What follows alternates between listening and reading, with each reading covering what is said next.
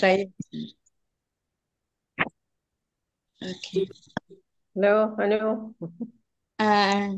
అండి praise the lord. Praise praise లో ఈ మీటింగ్ అంతా కూడా మంచిగా జరగాలని స్టార్టింగ్ ప్రేయర్ చేయండి సిస్టర్ సిస్టర్. Okay okay.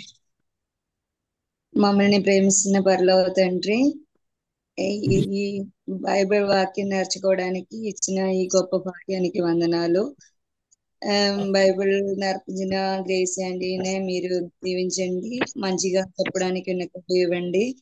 పాల్గొన్న అందరినీ మీరు దీవించండి, అందరికి కరెక్ట్ టైంలో అటెండ్ చేయడానికి కృప ఇవ్వండి. ఈ ప్రోగ్రామ్ కి ఏ డిస్టర్బెన్స్ రాకుండా అందరినీ మీరు కాపాడండి. ఇది నెట్ లో ఏదైనా ప్రాబ్లం రాకుండా మీరు కాపాడండి.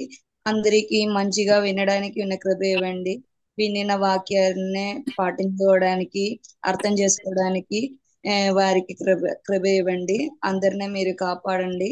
అందరూ మంచిగా వాక్యం విని లైఫ్ లో చాలా మార్పు రావడానికి మీరు సహాయం చేయండి.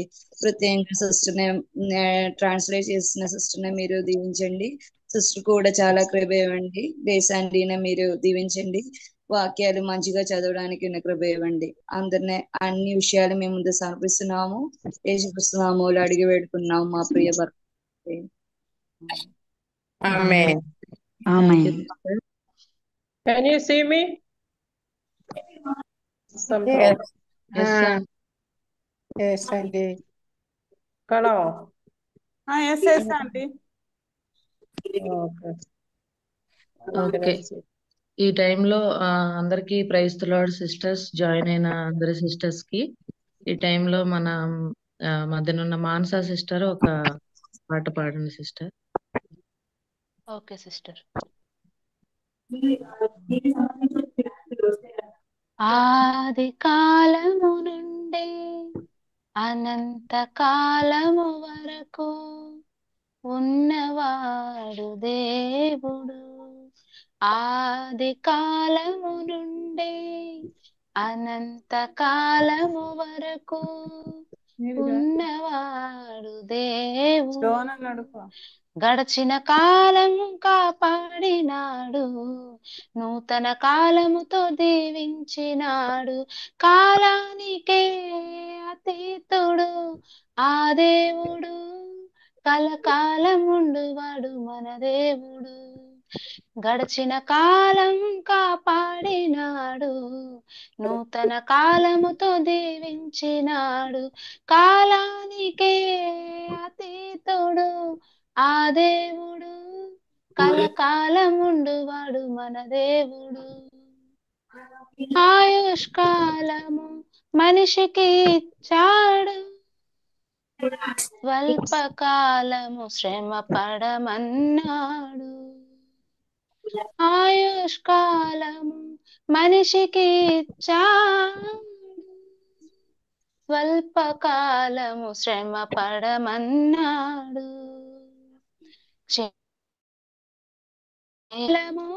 శ్రమ కాలము దేవుడిచ్చిన గొప్ప వరములన్నాడు.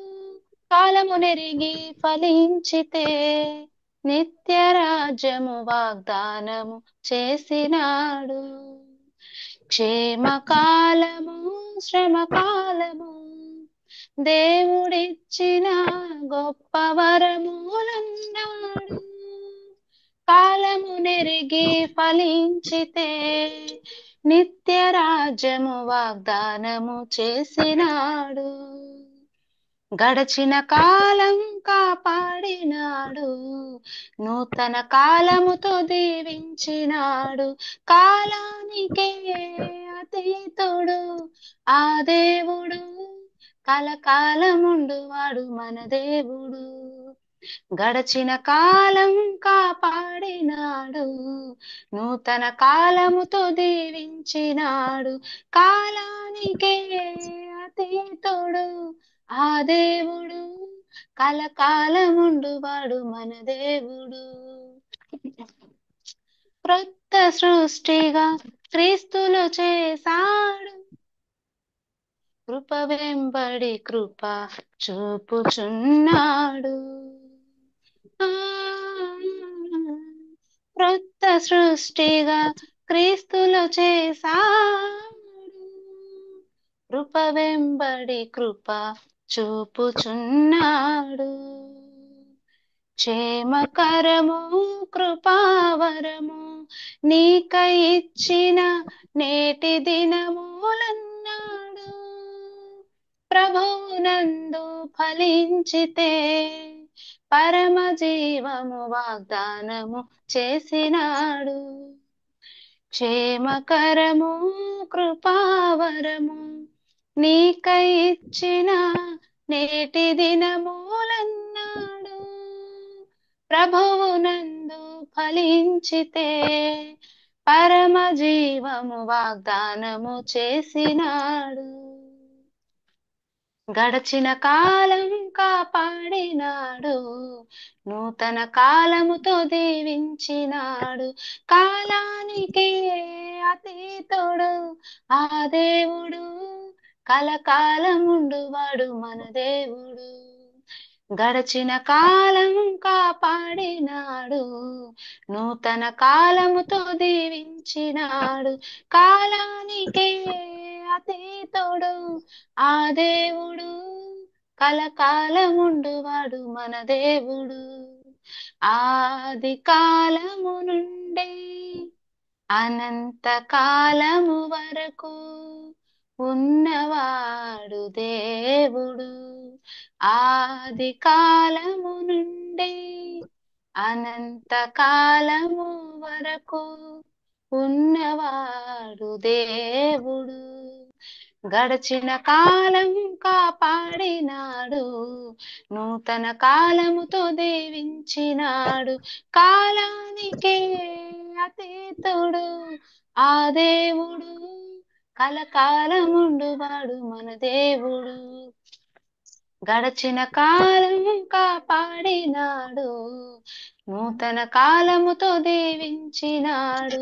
కాలానికి అతీతుడు ఆ దేవుడు, కలకాలముండువాడు మన దేవుడు. Praise the lord Manasa sister, thank you so much. ఈ టైంలో మనకి గ్రేస్ ఆంటీ అందరికి చాలా మందికి తెలుసు. కొత్తగా వస్తున్న కొంతమందికి సిస్టర్స్ కి తెలియకపోతే చిన్న ఇంట్రడక్షన్ ఆంటీ గురించి. అబ్రహాం థామస్ అంకుల్ వాళ్ళ వైఫ్ ఆంటీ. మన తెలంగాణ ఆంధ్ర ప్రాంతాల్లో తెలుగు చర్చెస్ కి అంకుల్ ఆంటీ వచ్చారు చాలా సార్లు. మనకి చాలా ఎంకరేజ్మెంట్ గా ఎన్నో విషయాలలో మనల్ని ఎంకరేజ్ చేస్తూ పెద్దవాళ్ళుగా వాళ్ళు ఉన్నారు, ఎల్డర్స్ గా. అలాగే ఆంటీ అంకుల్ మరి 50 years గా దేవుని పరిచర్యలో ముందుకు వెళ్తూ ఉన్నారు. ఎంతో మంచి ఫ్యామిలీ లైఫ్ ని వాళ్ళు కలిగి ఉండి చాలా మందికి మోడల్ లైఫ్ ని చూపిస్తూ, అలాగే ఎంతో మంది సిస్టర్స్ ని ఆంటీ ఎంకరేజ్ చేస్తూ ఉన్నారు. మరి మనకి ఇలాంటి ఆపర్చునిటీ వచ్చినందుకు నిజంగా వీఆర్ బ్లెస్డ్ అని చెప్పాలి, అనుకోవాలి. సో ఆంటీ ద్వారా మనం ఇలాగే మంత్లీ వన్స్ పెట్టుకుందామని అనుకున్నాం మీటింగ్. సో ఎన్నో విషయాలు ఆంటీ ఇప్పుడు మనకి ఫ్యామిలీ లైఫ్ లో ఒక ఉమెన్ రోల్ ఎలా ఉండాలి అనేది, ఎలా ప్లే చేయాలనేది చెప్తూ ఉన్నారు. దానికి కంటిన్యూషన్ ఈ మంత్ కూడా, ఇప్పుడు కూడా ఈ రోజు కూడా తీసుకుంటూ ఉన్నారు.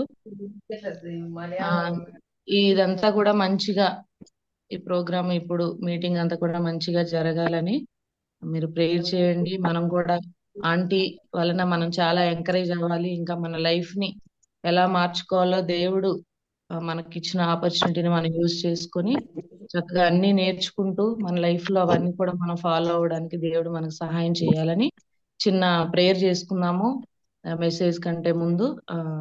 సౌమ్యక్క,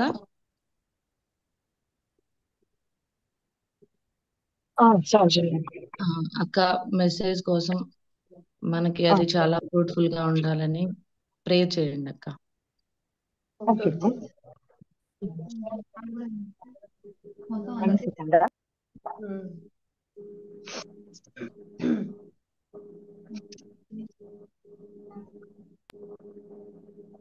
ఓకే, ప్రేయర్ చేసుకుందాం.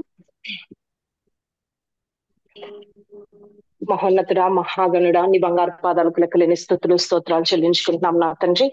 అయా, గడిచిన కాలం అంతా మీరు కృపలో నా తండ్రి, మీ కృపలో మమ్మల్ని భద్రపరిచి బలపరిచి మాకు క్షేమాన్ని అనుగ్రహించారు తండ్రి, నీకు స్తోత్రం. అయా, మరి ఒక మారి నా తండ్రి నీ సన్నిధానంలో స్త్రీలమైన మేము నా తండ్రి చిన్న మందగా కూడుకొని నా తండ్రి ఆన్లైన్ లో ద్వారా అయినప్పటికీ నా యేసయ్య నీ వాక్యాన్ని వినటానికి మీరు అందిస్తున్న కృపని బట్టి నీకు వందనాలు. అయ్యా, మరి ఒక మారు మాకు అర్థమవు రీతిలో మీరు మా హృదయాలతో మాట్లాడండి నా తండ్రి. నాయనా, సిస్టర్ ని మీ శిలువ చాటున మరుగు చేసుకుని నా తండ్రి ప్రతి ఒక్క మాటని మాకు అర్థమవునట్టు మీరు మాట్లాడండి దేవా, నీకు స్తోత్రాలు నా తండ్రి. నాయనా, వినగలిగిన చెవులు, గ్రహించగలిగిన హృదయాల్ని మాకు దయచేయండి తండ్రి. స్త్రీలమైన మేము సరి చేయబడిన విషయాలు, సరి చేయబడవలసిన విషయాలు అనేకమైన ఉంటుండగా నా తండ్రి మా ప్రవర్తన యావత్తు మేము సరి చేసుకోవటానికి ఈ సెషన్ మాకు సహాయపడడానికి మీరు కృప చూపించండి. మీరే దీన్ని నానాటికి అభివృద్ధి చేయండి దేవా. ఇంకా ఎక్కువ మంది జాయిన్ అయ్యి దీని నుంచి నా తండ్రి వాళ్ళు చాలా బెనిఫిట్స్ పొందుకోవడానికి మీరు సహాయం దయచేయండి. ఈ వింటున్న వాక్యాలు మా హృదయాల్లో భద్రపరుచుకొని నా తండ్రి నాయనా, మేము నా తండ్రి ఇతరులకు కూడా నేర్పించే భాగ్యాన్ని మీరు మాకు దయచేయండి దేవా, నీకు స్తోత్రం. ట్రాన్స్లేట్ చేస్తున్న సిస్టమ్ ని కూడా మీరు కృపలో జ్ఞాపకం చేసుకోండి నాయన. వింటున్న మా అందరికీ నా తండ్రి ఎటువంటి డిస్టర్బెన్సెస్ లేకుండా ఇంటర్నెట్ ద్వారా కానీ ఇంకా ఇతర ఏ కమ్యూనికేషన్స్ ద్వారా అయినా కానీ ఎట్లాంటి డిస్టర్బెన్సెస్ లేకుండా ఈ ప్రోగ్రామ్ అంతా సక్సెస్ఫుల్ గా జరిగించమని మా ప్రభును ప్రియకుమారుడైన యేసయ్య అతి పరిశుద్ధ నామమున వేడుకొని ప్రార్థిస్తున్నాము తండ్రి, ఆమేన్.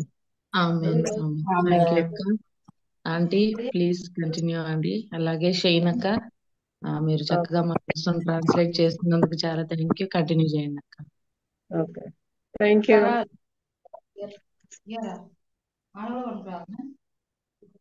ദൈവത്തിന്റെ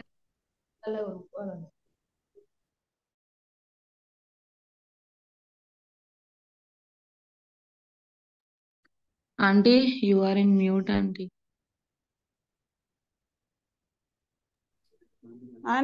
ఆంటీ ఒకసారి అన్మ్యూట్. ഇപ്പൊ കേക്കാവോ?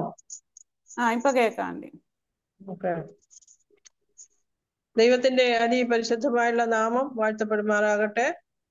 దేవుని నామానికి మహిమ కలుగును గాక.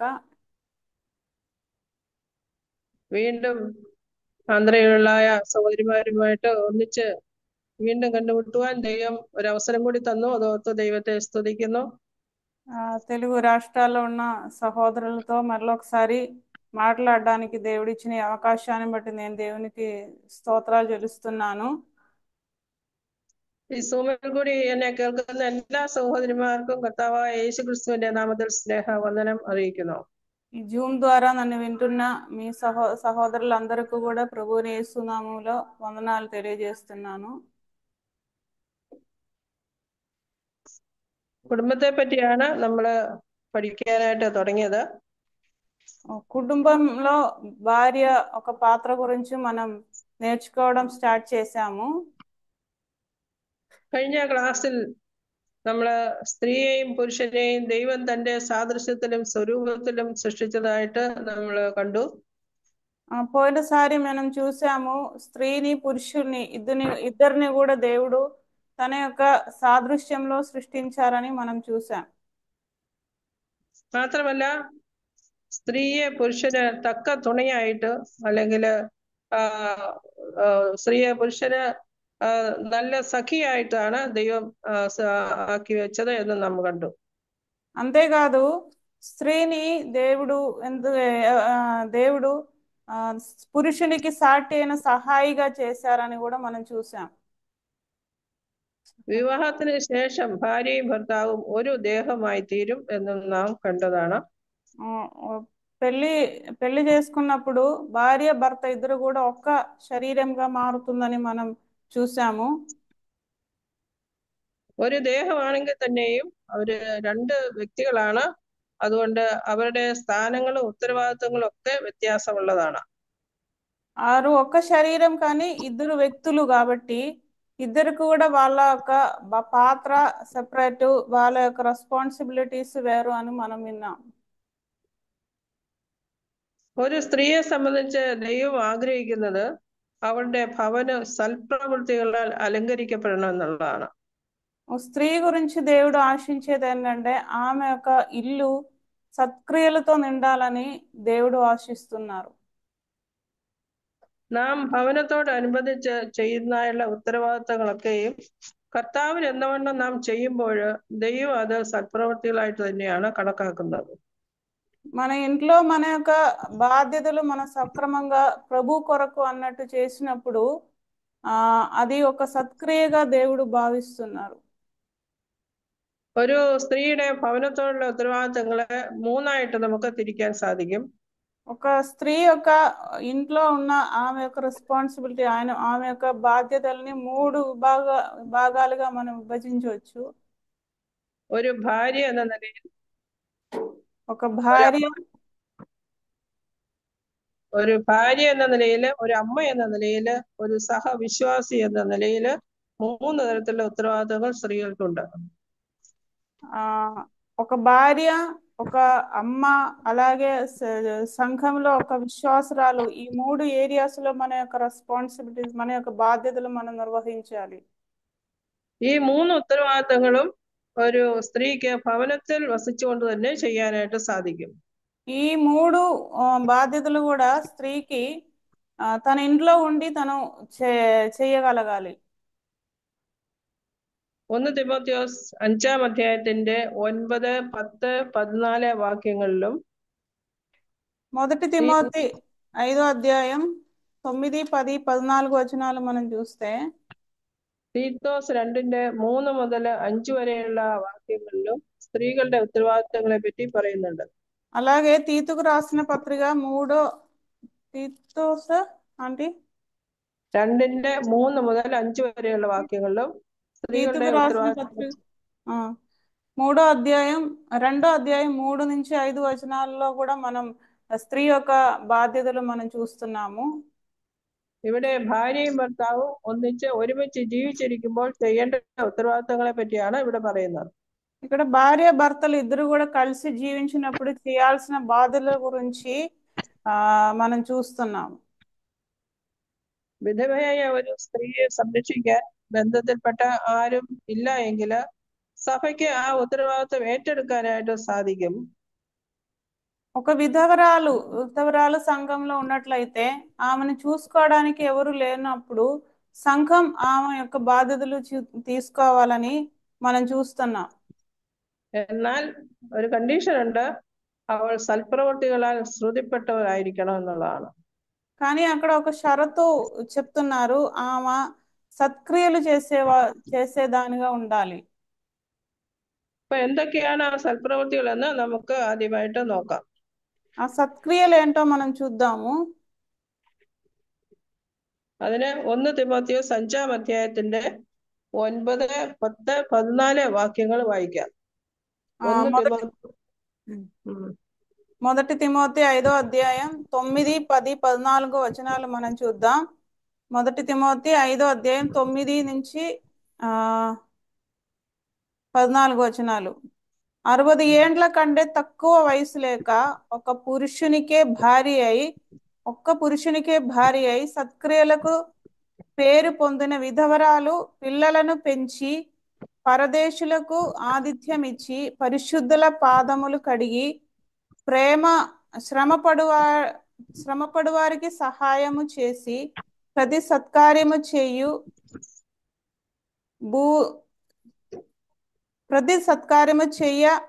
భూను కొనినదైతే ఆమెను విధవరాండ్ర లెక్కలో చేర్చవచ్చును. 14వ వచనం, కాబట్టి యవ్వన స్త్రీలు వివాహము చేసుకొని పిల్లలను కని గృహ పరిపాలన జరిగించుచు నిందించుటకు విరోధికి అవకాశం ఇయ్యకుండా వలనని కోరుచున్నాము.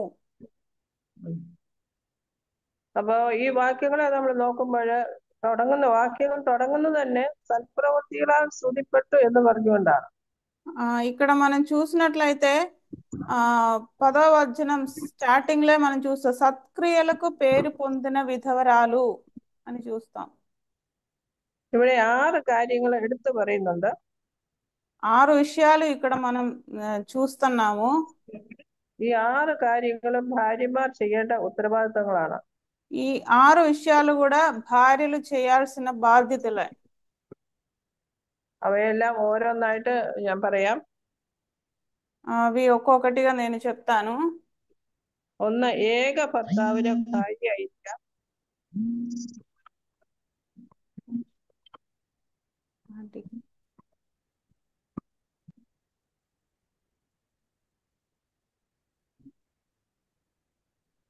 అన్మ్యూట్ ചെയ്യാవండి. കട്ടായതാ. ആദ്യം പറഞ്ഞ കേട്ടോ, ഏക ഭർത്താവിന് ഭാര്യയായിരിക്കുക. രണ്ടാമത് മക്കളെ വളർത്തുക. ఫస్ట్ది మొదటిగా మనం చూస్తే ఏక పురుషునికి భార్యగా ఉండాలి. రెండవది పిల్లల్ని మంచిగా పెంచాలి. 3, അതിഥികളെ സൽക്കരിക്കുക. మూడవదిగా మనం చూస్తే ఆతిథ్యం ఇవ్వాలి, అతిథి సత్కారం చేయాలి. 4, വിശുദ്ധന്മാരുടെ കാലുകളെ കഴുകുക. పరిశుద్ధుల పాదములు కడగాలి అని 4వదిగా మనం చూస్తున్నాము. 5, ഞെരുക്കമുള്ളവരുടെ മുട്ട് തീർക്കുക. ఎవరైతే ఇబ్బందులో ఉన్న వాళ్ళకి సహాయం చేయాలి అని 5వదిగా మనం చూస్తున్నాము. 6, ഭവനം രക്ഷിക്കുക. 6వదిగా మనం చూసినట్లయితే మన భవనాన్ని సంరక్షించాలి, రక్షించాలని చూస్తుంది. ഇനി തീത്തോസിന്റെ ലേഖനം 2-ാം അധ്യായം 4 മുതൽ 4, 5 വാക്യങ്ങൾ കൂടെ വായിക്കാം. తీతుకు రాసిన పత్రిక 2వ అధ్యాయం 4, 5 వచనాల్లో మనం చూసినట్లయితే అలాగుననే వృద్ధ స్త్రీలు కొంటెకత్తలను మిగుల మద్యపాన ఆసక్తులై ఉండక ప్రవర్తన యందు భయభక్తులు గలవారై ఉండవలననియు దేవుని వాక్యము దూషింపబడకుండునట్లు యవ్వన స్త్రీలు తమ భర్తలకు లోబడి ఉండి తమ భర్తలను శిష్యులను ప్రేమించువారును సుబుద్ధి కలవారును పవిత్రులను ఇండ ఉండి పని చేసుకొని వారును మంచివారునై ఉండవలనని బుద్ధి చెప్పుచు మంచి ఉపదేశము చేయువారునై ఉండవలనని బోధించుము. ഇവിടെയും 6 കാര്യങ്ങൾ പറയുന്നുണ്ട്. ఇక్కడ కూడా 6 విషయాలు మనం చూస్తున్నాము. 1, ഭർതൃപ്രിയരായിരിക്കുക. ఒకటిగా మనం చూస్తే భర్తలకు లోబడి ఉండుడి. 2, പുത്രപ്രിയരായിരിക്കുക. రెండవదిగా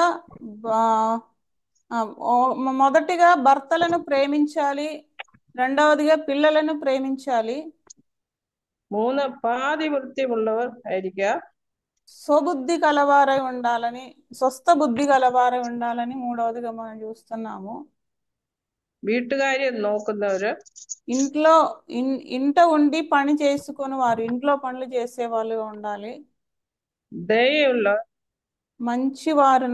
మంచివారై ఉండాలి. ഭർത്താവിന് കീഴ്പ്പെടുന്നവർ. తర్వాత భర్తలకు లోబడి ఉండాలి. ഇങ്ങനെ 6 കാര്യങ്ങളാണ് ഇവിടെയും പറയുന്നത്. ఇక్కడ కూడా ఇలా 6 విషయాలు మనం చూస్తున్నాము. തീത്തോസിന്റെ ലേഖനം തന്നെ 2-ാം അധ്യായത്തിന്റെ 7-ാമത്തെ വാക്യത്തിൽ ഇങ്ങനെ പറയുന്നു: വിരോധി നമ്മെ കൊണ്ട് ഒരു തിന്മയും പറവാൻ വകയില്ലാതെ ലജ്ജിക്കേണ്ടതിന് സകലത്തിലും നിന്നെ തന്നെ സൽപ്രവർത്തികൾക്ക് മാതൃകയാക്കി കാണിക്കാം. 7వ వచనం మనం చూస్తే తీతుకు రాసిన పత్రిక 2వ అధ్యాయం 7వ వచనం చూస్తే పరపక్షమందుండువాడు మనలను గూర్చి చెడు మాట ఏదియు చెప్పనేరక సిగ్గపడినట్లు అన్నిటి అందు నిన్ను నీవే సత్కార్యముల విషయమై మాదిరిగా కనుపరచుకొనుము.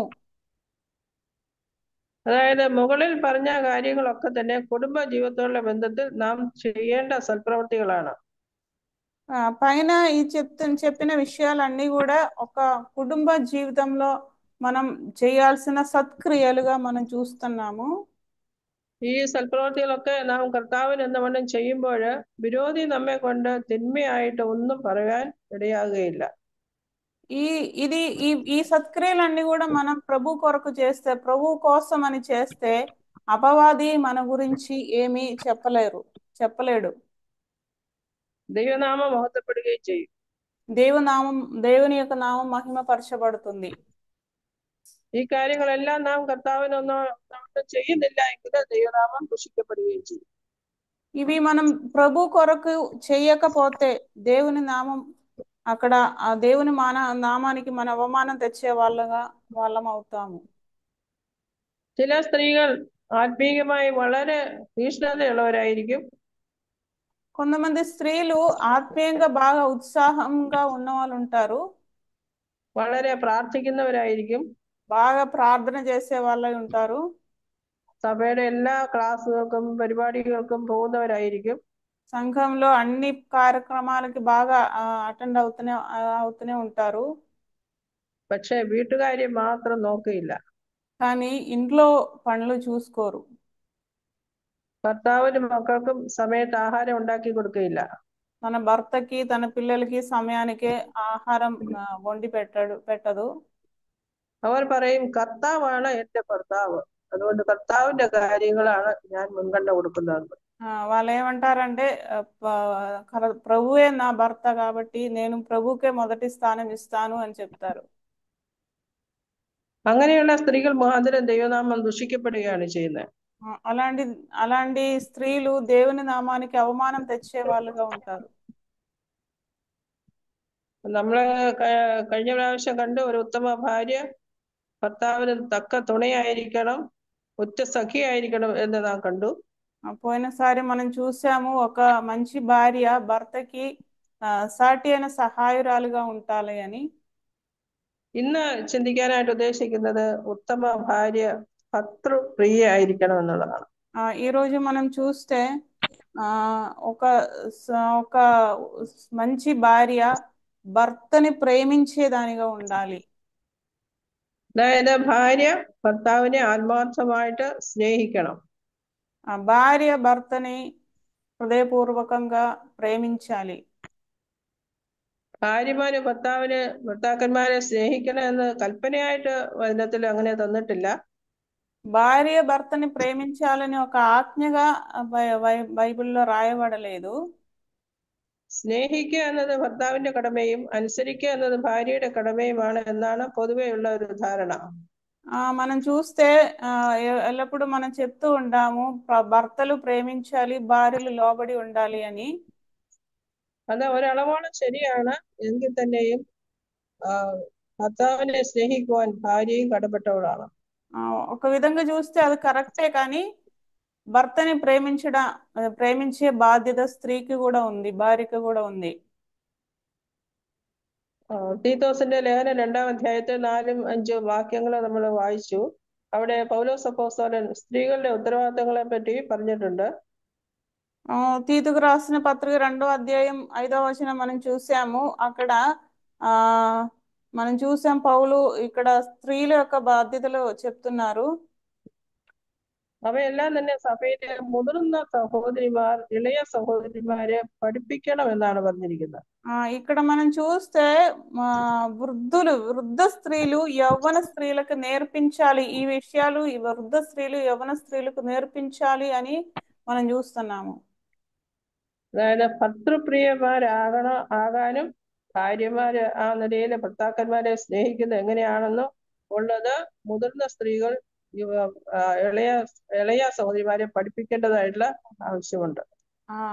అది ఒక భార్య ఎట్లా ఉండాలి, భర్త ప్రియురాలుగా ఉండాలి, భర్తని ప్రేమించేదానిగా ఉండాలి అనే విషయం ఒక వృద్ధ స్త్రీ అంటే ఆత్మీయంగా మెచ్యూరిటీ ఉన్న వాళ్ళు యవ్వన స్త్రీలకు నేర్పించాలి అని మనం చూస్తున్నాము. സ്നേഹത്തെ കുറിച്ച് വളരെയധികം തെറ്റിദ്ധാരണകള് മനുഷ്യരുടെയും മനസ്സിലുണ്ട്. ప్రేమ అంటే చాలా మంది చాలా రకంగా అనుకుంటారు. സ്നേഹത്തെ ഒരു വികാരം മാത്രമായിട്ടാണ് പലരും കരുതുന്നത്. ప్రేమ అంటే జస్ట్ ఫీలింగ్ అనుకుంటారు చాలా మంది. സ്നേഹത്തിന് വികാരമുണ്ട്, എന്നാൽ സ്നേഹിക്കുക എന്നത് ഒരു കൽപ്പന കൂടിയാണ്. ప్రేమ అంటే దానికి ఫీలింగ్ ఉంది, కానీ ప్రేమించాలి అన్నది ఒక ఆజ్ఞగా దేవుడు ఇచ్చారు మనకి. സ്നേഹം വാക്കുകളിൽ കൂടിയും പ്രവൃത്തിയിൽ കൂടിയും പ്രകടിപ്പിക്കാനായിട്ട് സാധിക്കും. ప్రేమ మనం ఎట్లా చూపించాలంటే మాటల ద్వారా మనం చూపించవచ్చు, అలాగే మన ప్రవర్తన ద్వారా మనం చూపించవచ్చు. ലോകക്കാരുടെ സ്നേഹവും ദൈവമക്കളുടെ സ്നേഹവും തമ്മിൽ വ്യത്യാസമുണ്ട്. లోకంలో ఉన్న ప్రేమ స్నేహం అలాగే దేవుని విశ్వాసుల యొక్క ప్రేమకి చాలా తేడా ఉంది. ലോകക്കാരുടെ സ്നേഹം എന്ന് പറയുന്നത് വികാരങ്ങൾ മാത്രമുള്ള ഒരു സ്നേഹമാണ്. వైకారికమైన ఫీలింగ్స్ మాత్రం ఉన్న ఒక ప్రేమనే మనం చూస్తాం లోకంలో. ഇന്നത്തെ യുവാക്കളും യുവതികളും തമ്മിലുള്ള സ്നേഹം അല്ലെങ്കിൽ പ്രണയം എന്ന് പറയുന്നത് കേവലം വികാരത്തിന്റെ അടിസ്ഥാനത്തിലുള്ളതാണ്.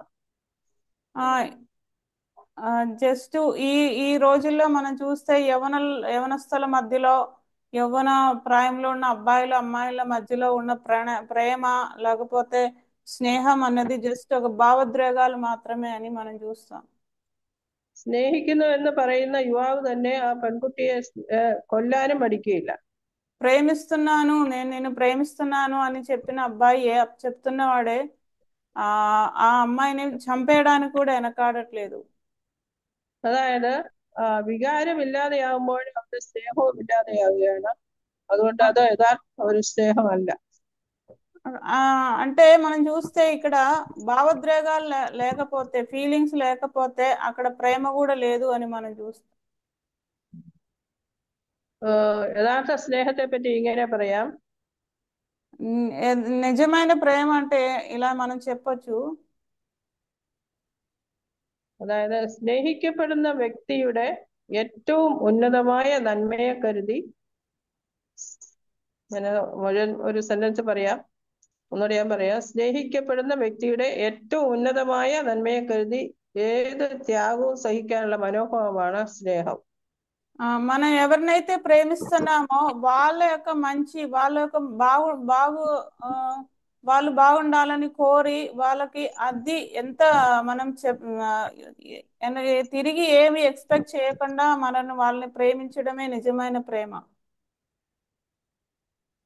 ഒരു അമ്മയെ പറ്റി ചിന്തിക്കുക, ഒരു കുഞ്ഞിനെ പറ്റി ചിന്തിക്കുക. ഒരമ്മ തന്റെ കുഞ്ഞിനെ സ്നേഹിക്കുന്നു എന്ന് പറയുമ്പോൾ കുഞ്ഞിന്റെ ഉന്നതമായിട്ടുള്ള നന്മയെ కరిదియాన ఆ అమ్మ ప్రవర్తిക്കുന്നത്. మనం ఒక తల్లి బిడ్డల్ని మనం తీసుకున్నట్లయితే ఆ తల్లి తన బిడ్డని ఎలా ప్రేమిస్తుంది అంటే ఆ బిడ్డ నుంచి తను ఏమి ఎక్స్పెక్ట్ చేయకుండా ఈ బిడ్డ బాగుండాలి, తన భవిష్యత్తు బాగుండాలి అని ఒక ఆశతో తన బిడ్డని ఒక తల్లి ప్రేమిస్తుంది. ఆ കുഞ്ഞിന്റെ നന്മയ്ക്ക് വേണ്ടി എന്ത് ത്യാഗവും സഹിക്കാൻ അമ്മ തയ്യാറാണ്. తన బిడ్డ క్షేమం కోసం ఎన్ని కష్టాలైనా పడడానికి ఆ తల్లి రెడీ అవుతుంది. രാവിലെ മുതൽ വൈകുന്നേരം വരെ ഞാൻ കുഞ്ഞിനെ സ്നേഹിക്കുന്നു എന്ന് പറഞ്ഞുകൊണ്ടിരുന്നാൽ സ്നേഹമാകുമോ? పొద్దు నుంచి సాయంత్రం దాకా నేను నా బిడ్డని ప్రేమిస్తున్నాను అని చెప్పుకుంటూ కూర్చుంటే అది ప్రేమ అవ్వదు. കുഞ്ഞിന് വിശക്കുന്ന സമയത്ത് ആഹാരം കൊടുക്കണം. കരയുന്ന സമയത്ത് എന്തിനാണ് കരയുന്നതെന്ന് മനസ്സിലാക്കണം. അതനുസരിച്ച് പ്രവർത്തിക്കണം. తనకి బిడ్డకి ఆకలి వేస్తున్న టైంలో తనకి ఆహారం ఇవ్వాలి. తను ఏడుస్తుంటే ఎందుకు ఏడుస్తుందో కనుక్కొని తనకి కావాల్సిన ఏమి కావాలో అది తనకి ఇవ్వాలి. കുഞ്ഞിനെ കുളിപ്പിക്കണം, ഉറക്കണം. അസുഖം വന്നാൽ ഡോക്ടറെ കൊണ്ട് കാണിക്കണം. ఆ బిడ్డని నిద్రపుచ్చాలి, బిడ్డకి కావాల్సిన అన్ని ఇవ్వాలి, స్నానం చేయించాలి. బిడ్డకి ఏదైనా అనారోగ్యం వస్తే తనకి హాస్పిటల్కి తీసుకెళ్ళాలి. ചില സന്ദർഭങ്ങളിൽ ഉറക്കം വിളച്ചിരുന്ന് കുഞ്ഞിനെ പരിപാലിക്കേണ്ടി വരും. కొన్నిసార్లు మనం నిద్ర మానేసి పిల్లల్ని చూసుకోవాల్సిన పరిస్థితి వస్తుంది. അമ്മയ്ക്ക് കഷ്ടത വന്നാലും കുഞ്ഞിന് കഷ്ടത വരരുത് എന്നാണ് അമ്മയുടെ ചിന്ത. ఆ తల్లి తనకి ఏదైనా ఇబ్బంది వచ్చినా గానీ తన బిడ్డకి ఏది రాకూడదు, ఏ ఇబ్బంది రాకూడదు అన్న ఉద్దేశంతో ఆ బిడ్డని చూసుకుంటుంది. ഇതാണ് യഥാർത്ഥ സ്നേഹം എന്ന് പറയുന്നത്. అదే నిజమైన ప్రేమ అంటే. ഭാര്യമാർ തങ്ങളുടെ ഭർത്താക്കന്മാരെ ഈ വിധത്തിൽ ത്യാഗ മനോഭാവത്തോടുകൂടെ സ്നേഹിക്കാൻ കടപ്പെട്ടവരാണ്. ఒక భార్య కూడా తన భర్తని ఇలాంటి ఒక ప్రేమతో ప్రేమించాలి, త్యాగపూర్వకంగా ప్రేమించాలి. ഭർത്താവിൽ നിന്ന് എന്ത് കിട്ടും എന്നല്ല ചിന്തിക്കേണ്ടത്. నా భర్త దగ్గర నుంచి ఏం వస్తుంది, ఏం లాభం ఉంది అని కాదు మనం ఆశించాల్సింది. എനിക്ക് ഭർത്താവിനെ എന്ത് കൊടുക്കാൻ സാധിക്കും, എങ്ങനെ എന്റെ ഭർത്താവിനെ പ്രസാദിപ്പിക്കാൻ സാധിക്കും എന്നാണ് നാം ചിന്തിക്കേണ്ടത്. నేను నా భర్తకి ఏమి ఇవ్వచ్చు, ఎట్లా నా భర్తని ప్రేమించవచ్చు, ఎట్లా ఆయన్ని సంతోషంగా ఉంచవచ్చు అని మనం ఆలోచించాలి. 1 കൊരിന്ത്യർ 7-ാം അധ്യായത്തിന്റെ 34-ാം വാക്യത്തിന്റെ രണ്ടാമത്തെ ഭാഗം ഇങ്ങനെ വായിക്കുന്നു. വിവാഹം കഴിഞ്ഞവർ ഭർത്താവിനെ എങ്ങനെ പ്രസാദിപ്പിക്കും എന്ന് വെച്ച് ലോകത്തിലുള്ളത് ചിന്തിക്കുന്നു. 1 కొరింథీ 7:34 చివరిలో మనం చూస్తే భర్తను ఎలాగూ సంతోష పెట్టగలనని లోక విషయమైన వాటిని గూర్చి చింతించుచున్నది. పెళ్లి అయిన వాళ్ళు భర్తను ఎలా సంతోష పెట్టాలని ఆలోచిస్తున్నారు. വിവാഹം കഴിഞ്ഞ ആ മധുവിധു കാലയളവില് ഭാര്യയ്ക്കും ഭർത്താവിനും തമ്മിൽ സ്നേഹിക്കാൻ വലിയ ബുദ്ധിമുട്ടൊന്നും വരികയില്ല. పెళ్లి అయిన కొత్తలో భార్య భర్తలు ఒకరినొకరు ప్రేమించడానికి ఇబ్బంది ఏమి ఉండదు. കാരണം స్నేహిക്കാനും స్నేహిക്കപ്പെടാനും വളരെ ఆగ్రహిക്കുന്ന ഒരു కాలఘట్టమానది. ఎందుకంటే పెళ్లి అవుతున్న టైంలో నేను ఒకరిని ప్రేమించాలి, లేకపోతే నన్ను ఒకళ్ళు ప్రేమించాలి అనే ఒక కోరుకున్న టైం అది. వివాహ జీవితే ഞാനൊരു റോസാ చెడిയോട് ఊహిക്കാൻ പോവുകയാണ്. నేను వివాహ జీవితాన్ని ఒక రోజా పూతో పోలుస్తున్నాను. రోజా పూతో పోలుస్తున్నాను. റോസാ ചെടിക്ക് മുള്ളുകളുണ്ട്. ആ മുള്ളുകളുടെ ഇടയിലാണ് മനോഹരമായ റോസാ പുഷ്പം നിൽക്കുന്നത്. రోజా పుష్పం ఎక్కడ ఉంది అంటే దాని చుట్టూతో ముళ్ళులు ఉంటాయి. ఆ ముళ్ళుల మధ్యలో చాలా అందంగా ఉన్న ఒక పువ్వు ఉంటుంది. చెడిలో ముళ్ళ ఆരും അങ്ങനെ అധികം നോട്ട് ചെയ്യില്ല. ఈ ముళ్ళులు ఎవరు పెద్దగా పట్టించుకోరు. പക്ഷെ ആ പൂവിന്റെ മനോഹാരിതയും ആ മണവും ഒക്കെയാണ് മറ്റുള്ളവർ സാധാരണ ആസ്വദിക്കുന്നത്. మనం దేన్ని చూసుకుంటాము, మనం వేటికి ఆకర్షితులవుతాము అంటే ఆ యొక్క పువ్వుని మనం చూస్తాం, ఎంజాయ్ చేస్తూ ఉంటాం. അതുപോലെ വിവാഹത്തിന്റെ ആദ്യ നാളുകളില് ഒരു പ്രശ്നങ്ങളും അവരുടെ വിവാഹ ജീവിതത്തിൽ ഒരു പ്രശ്നങ്ങളും അവര് തമ്മിൽ കാണുകയില്ല. വളരെ സന്തോഷകരമായ ജീവിതമായിരിക്കും ആദ്യ നാളുകളിൽ. అలాగే పెళ్లి అయిన కొత్తలో మనం చూస్తే మధ్యలో ఉన్న ఎన్ని ప్రాబ్లమ్స్ వచ్చినా ఎవరు పెద్దగా పట్టించుకోరు, చాలా హ్యాపీగా ముందుకెళ్తా ఉంటారు. എന്നാൽ ഒന്നിച്ച് ജീവിച്ച് കുറച്ച് നാളുകൾ കഴിയുമ്പോഴാണ് അറിയുന്നത്, അല്ലെങ്കിൽ അവർ മനസ്സിലാക്കുന്നത് വിവാഹമാകുന്ന റോസാ ചെടിയില് മനോഹരമായ റോസാപ്പൂ മാത്രമല്ല മുള്ളുകളും ഉണ്ട് എന്ന്. కానీ కలిసి బ్రతికి కొన్ని రోజులు అట్లా ముందుకెళ్ళిన తర్వాత వాళ్ళకు ఒక విషయం అర్థం అవుతుంది. ఏంటి అని అంటే ఈ అందమైన రోసా పూలు మాత్రం కాదు, చాలా ముళ్ళులు కూడా ఇందులో ఉన్నాయి అనే విషయం వాళ్ళు అర్థం చేసుకుంటారు. അതായത് ഭാര്യ ഭർത്താവിന്റെയും ഭർത്താവ് ഭാര്യയുടെയും വ്യക്തിത്വത്തിന്റെ ബലഹീനതകളെ മനസ്സിലാക്കാനായിട്ട് തുടങ്ങും. ఇక్కడ వీళ్ళు చేసేది ఏంటంటే భర్త భార్య యొక్క బలహీనతలు ఏమైతే ఉన్నాయో, వాళ్ళ ప్రాబ్లమ్స్ ఏదైతే ఉన్నాయో చూస్తారు. భార్య భర్త యొక్క బలహీనతలు చూస్తారు. അത് മുള്ളുകളായിട്ട് അവർക്ക് അനുഭവപ്പെടാനായിട്ട് തുടങ്ങും.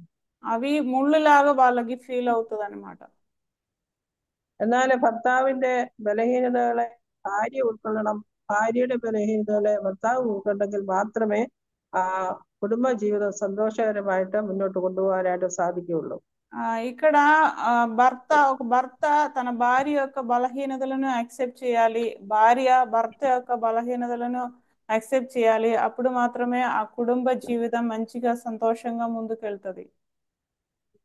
പെർഫെക്റ്റ് ആയിട്ടുള്ള ഒരു മനുഷ്യരെയും നമുക്ക് ലോകത്തിൽ കാണാനായിട്ട് സാധിക്കുകയില്ല. మనకి ఎక్కడ కూడా 100% పర్ఫెక్ట్ గా ఉన్న మనుషులు అసలు ప్రపంచంలో ఎక్కడ కూడా మనకి కనబడరు. സ്ത്രീകൾക്കും കുറവുണ്ട്, പുരുഷന്മാർക്കും കുറവുണ്ട്. അത് രണ്ടുപേരും മനസ്സിലാക്കിയിട്ട് എങ്കിൽ മാത്രമേ സന്തോഷകരമായിട്ട് മുന്നോട്ട് പോകാനായിട്ട് സാധിക്കുകയുള്ളൂ. స్త్రీలకి కొన్ని బలహీనతలు ఉంటాయి, పురుషులకు కూడా కొన్ని బలహీనతలు ఉంటాయి. ఇవి అర్థం చేసుకొని ముందుకెళ్తేనే ఆ కుటుంబ జీవితం సంతోషంగా ఉంటది. അപ്പൊ അതെങ്ങനെ നമുക്ക് സാധിക്കും മുന്നോട്ട് പോകാൻ? പ്രശ്നങ്ങളെ അഭിമുഖീകരിച്ച് മുന്നോട്ട് എങ്ങനെ സന്തോഷമായിട്ട് പോകാനായിട്ട് സാധിക്കും? దీన్ని ఫేస్ చేసి మనం ఎట్లా ముందుకెళ్ళాలి అనే విషయం గురించి మనం ఆలోచిద్దాం. ഭാര്യ മനസ്സിലാക്കണം, ഈ പുരുഷനെ എനിക്ക് ഭർത്താവായി തന്നത് ദൈവമാണ്. భార్య ఒక విషయం అర్థం చేసుకోవాలి ఏంటంటే, ఈ వ్యక్తిని నాకు భర్తగా ఇచ్చింది దేవుడే అనే విషయం అర్థం చేసుకోవాలి. അതുകൊണ്ട് അദ്ദേഹത്തെ ഞാൻ താൻ ആയിരിക്കുന്നത് പോലെ തന്നെ സ്വീകരിക്കും എന്ന ഒരു തീരുമാനം മനസ്സിൽ എടുക്കണം. కాబట్టి ఆయన ఎలా ఉన్నా సరే ఆయన ఉన్న విధంగా ఆయన్ని ప్రేమిస్తాను, ఆయన్ని అక్సెప్ట్ చేస్తాను అని ఒక నిర్ణయం స్త్రీ తీసుకోవాలి. അദ്ദേഹത്തിന്റെ നന്മയ്ക്ക് വേണ്ടി ആത്മാർത്ഥമായിട്ട് പരിശ്രമിക്കുകയും പ്രവർത്തിക്കുകയും അദ്ദേഹത്തിന്റെ നന്മയ്ക്ക് വേണ്ടിയിട്ട് പ്രാർത്ഥിക്കുകയും ചെയ്യും എന്നൊരു തീരുമാനം എടുക്കണം. మన హృదయపూర్వకంగా ఆయన యొక్క క్షేమం కోసం ప్రయత్నిస్తాను, కష్టపడతాను, ఆయన క్షేమం కోసం ప్రార్థిస్తాను అని ఒక నిర్ణయం మనం తీసుకోవాలి. ആ സ്നേഹം പ്രവൃത്തിയിൽ കൂടി കാണിക്കുകയും വേണം. ఆ ప్రేమ మనం ప్రవృత్తుల ద్వారా కూడా మన మన క్రియల ద్వారా కూడా చూపించాలి. അപ്പോൾ അങ്ങനെ ചെയ്യുമ്പോൾ മുള്ളുകളുടെ ഇടയിൽ റോസാപ്പൂ മനോഹരമായിരിക്കുന്നത് പോലെ കുടുംബജീവിതവും മനോഹരമായിട്ട് തീരും. అలా చేస్తే ఆ ముళ్ళల మధ్యలో రోజా పూలు ఎట్లా ఎంత అందంగా ఉందో అలా మన కుటుంబ జీవితం కూడా అందంగా ఉండదు. പ്രായമാകുന്തോറും ഓരോ പടി സ്നേഹം കൂടിക്കൊണ്ടിരിക്കും. അങ്ങനെ തമ്മിൽ പറ്റിച്ചേരുന്ന ഒരു അനുഭവത്തിലേക്ക് വരുവാനായിട്ട് ഇടയാവും. మనకి ఏజ్ పెరిగే కొద్దీ, సంవత్సరాలు ముందుకెళ్లే కొద్దీ ఇంకా వాళ్ళ మధ్యలో ప్రేమ ఎక్కువ అవుతుందే తప్ప తరగదు. ഭർത്താക്കന്മാരെ എങ്ങനെ പ്രസാദിപ്പിക്കാൻ സാധിക്കും എന്ന് ഭാര്യമാര് ചിന്തിക്കേണ്ടത് ആവശ്യമാണ്. నా భర్తని నేను ఎట్లా సంతోషంగా ఉంచాలనే విషయం గురించి మనం ఆలోచించాలి. സദൃശവാക്യം 31-ാം അധ്യായത്തിലെ ഉത്തമ സ്ത്രീ തന്റെ ഭർത്താവിനെ ആത്മാർത്ഥമായിട്ട് സ്നേഹിച്ചവളാണ്. సామెతలు 31వ అధ్యాయంలో చూస్తున్న ఒక మంచి స్త్రీ, గుణవతి అయిన భార్య తన భర్తని మంచిగా ప్రేమించే స్త్రీ. സദൃശവാക്യം 31-12 ഇങ്ങനെ വായിക്കുന്നു, അവൾ തന്റെ ആയുഷ്കാലമൊക്കെയും അവന് തിന്മയല്ല നന്മ തന്നെ ചെയ്യുന്നു. 31వ అధ్యాయం 12వ వచనం మనం చూస్తే, ఆమె తాను బ్రతుకు దినములన్నీ అతనికి మేలు చెయ్యును గాని కీడేమీ చెయ్యదు. അവര് വല്ലപ്പോഴും നന്മ ചെയ്യുന്ന കാര്യമല്ല, എല്ലായ്പ്പോഴും നന്മ ചെയ്യുന്നു എന്നാണ് പറയുന്നത്. ఇక్కడ మనం చూస్తే ఎప్పుడో ఒకసారి మంచి చేస్తాను అని కాదు, ఎల్లప్పుడు తన బ్రతుకు దినములన్నీ మేలు చేస్తాను అని చెప్తాను. അബ്രഹാമിന്റെ ഭാര്യ സാറയുടെ ജീവിതം നമുക്ക് നല്ലൊരു മാതൃകയാണ്. అబ్రహాము భార్య సారా ఒక జీవితం మనం చూస్తే ఆమె ఒక మంచి మాదిరి మనకి. അബ്രഹാമും സാറയും കനാൻ ദേശത്തേക്ക് പുറപ്പെട്ടു. అబ్రహాము సారా వాళ్ళిద్దరు కూడా కనాన్ దేశంలోకి బయలుదేరారు. ദേശത്ത് ക്ഷാമമാണ് എന്ന് മനസ്സിലാക്കിയപ്പോൾ അവർ മിസ്രൈമിലേക്ക് പോയി. అక్కడ కరువు వస్తుంది అన్నప్పుడు వాళ్ళు మిస్రయంలోకి వెళ్ళిపోయారు. സാറാ സൗന്ദര്യമുള്ള സ്ത്രീ ആയിരുന്നതുകൊണ്ട് മിസ്രൈമ്യർ തന്റെ ഭാര്യയെ തട്ടിക്കൊണ്ടു പോകും, തന്നെ കൊല്ലും എന്ന് അബ്രഹാം ഭയപ്പെട്ടു. సారా చాలా అందంగా ఉంది కాబట్టి మిస్రయంలో వాళ్ళు అక్కడ సారాని ఎవరైనా ఏదైనా చేస్తారేమో అని చెప్పేసి అబ్రహాంకి భయం పుట్టింది. അതുകൊണ്ട് സാറയോട് പറഞ്ഞു, നീ അബ്രഹാമിന്റെ ഭാര്യയാണെന്ന് പറയരുത്, പെങ്ങളാണെന്ന് മാത്രമേ പറയാവൂ എന്ന് പറഞ്ഞു. అప్పుడు అబ్రహాం సారాతో ఏం చెప్పారంటే, తన భార్య అని నువ్వు చెప్పకూడదు, నా చెల్లి అని చెప్పాలి అని అన్నారు. അപ്പൊ അങ്ങനെ പറയുമ്പോൾ അബ്രഹാമിനെ അവർ കൊല്ലുകയില്ല, അങ്ങനെ അബ്രഹാമിന് നന്മ വരും എന്ന് മാത്രമേ അബ്രഹാം ചിന്തിച്ചുള്ളൂ. അബ്രഹാമിന്റെ നന്മ മാത്രമാണ് അബ്രഹാം ചിന്തിച്ചത്. ఇక్కడ అబ్రహాము తన క్షేమంగా ఉండాలి, తనకేం జరగకూడదు, తనని వాళ్ళు చంపేయకూడదు అని మాత్రమే ఆలోచించారు. സാറ തനിക്ക് വരുവാൻ പോകുന്ന പ്രയാസങ്ങളെ പരിഗണിക്കാതെ അബ്രഹാമിന്റെ നന്മയെ കരുതുകയാണ് ചെയ്തത്. సారా కూడా తనకు రావాల్సిన ఇబ్బంది తనకు తెలుసు, తను ఏమవుతుందో తనకు తెలుసు, కానీ అబ్రహాం యొక్క క్షేమం గురించి ఆలోచించింది. അങ്ങനെ അവൾ അബ്രഹാമിന്റെ പെങ്ങളാണെന്ന് പറഞ്ഞു. അത് മുഖാന്തരം ഫറവോന്റെ കൊട്ടാരത്തിലേക്ക് അവൾക്ക് പോകേണ്ടതായിട്ട് വന്നു.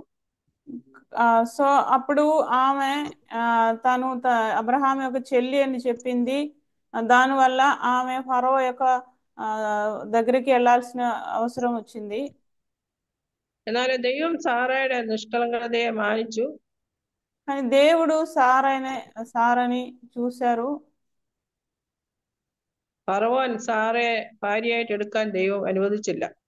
ఫరో తన భార్యగా సారాని తీసుకోకుండా దేవుడు ఫరోకి బుద్ధి చెప్పారు. ഉൽപ്പത്തി പുസ്തകം 12-ാം അധ്യായത്തിന്റെ 17-ാമത്തെ വാക്യത്തിൽ ഇങ്ങനെ വായിക്കുന്നു. ఆదికాండం 12వ అధ్యాయం 17వ వచనం మనం చూస్తే, അബ്രഹാമിന്റെ ഭാര്യ സാറായി നിമിത്തം യഹോവ ഫറവോനെയും അവന്റെ കുടുംബത്തെയും അത്യന്തം ദണ്ഡിപ്പിച്ചു. 12:17. 12వ అధ్యాయం 17వ వచనం మనం చూస్తే, అయితే యెహోవా అబ్రాము భార్య అయిన షారాను బట్టి ఫరోను అతని ఇంటి వారిని మహా వేదనల చేత బాధించెను. അങ്ങനെ ദൈവം അബ്രഹാമിനെയും സാറയെയും രക്ഷിക്കുകയാണ് ചെയ്തത്. అలా దేవుడు షారాని అబ్రహాముని అక్కడ నుంచి తప్పించారు, ఆ ప్రమాదం నుంచి. അബ്രഹാമിന്റെ നന്മയെ കരുതി എന്ത് ത്യാഗവും ചെയ്യാൻ സാറ സന്നദ്ധയായിരുന്നു. ఇక్కడ మనం చూస్తే అబ్రహాం యొక్క క్షేమం ఉద్దేశించి ఎన్ని కష్టాలైనా పడడానికి షారా తయారైంది అని మనం చూస్తాం. 1 പത്രോസ് 3-ാം അധ്യായത്തിന്റെ 6-ാം വാക്യത്തില് പത്രോസ് അപ്പോസ്തലൻ സാറായുടെ നല്ല പ്രവൃത്തിയെ പറ്റി ഇങ്ങനെ പറയുന്നു. നന്മ ചെയ്ത് യാതൊരു ഭീഷണിയും പേടിക്കാതിരുന്നാൽ നിങ്ങൾ അവളുടെ മക്കൾ ആയിത്തീരുന്നു.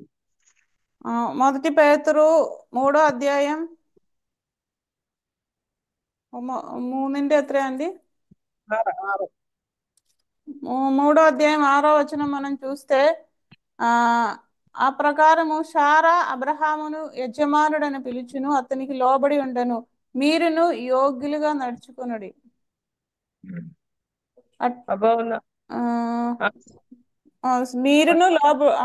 మీరును యోగులుగా నడుచుకొనుచు ఏ భయమునకు బెదరక ఉన్న ఎడల ఆమెకి పిల్లలగుదురు. അപ്പൊ ത്യാഗ മനോഭാവത്തോടുകൂടി ഭർത്താവിനെ നമ്മൾ സ്നേഹിക്കുന്ന ആണെങ്കിൽ നമ്മളെ പറ്റിയും പറയുന്നത് സാറയുടെ മക്കൾ എന്നുള്ള രീതിയിൽ പറയുവാനായിട്ട് ഇടയാവും. మనం ఎన్ని కష్టాలు పడ్డానికైనా మన భర్తలను ప్రేమించి వాళ్ళ కోసం ఎన్ని కష్టాలు అయినా పడే మనస్సు మనకు ఉన్నట్లయితే దేవుడు మనల్ని కూడా దీవిస్తారు.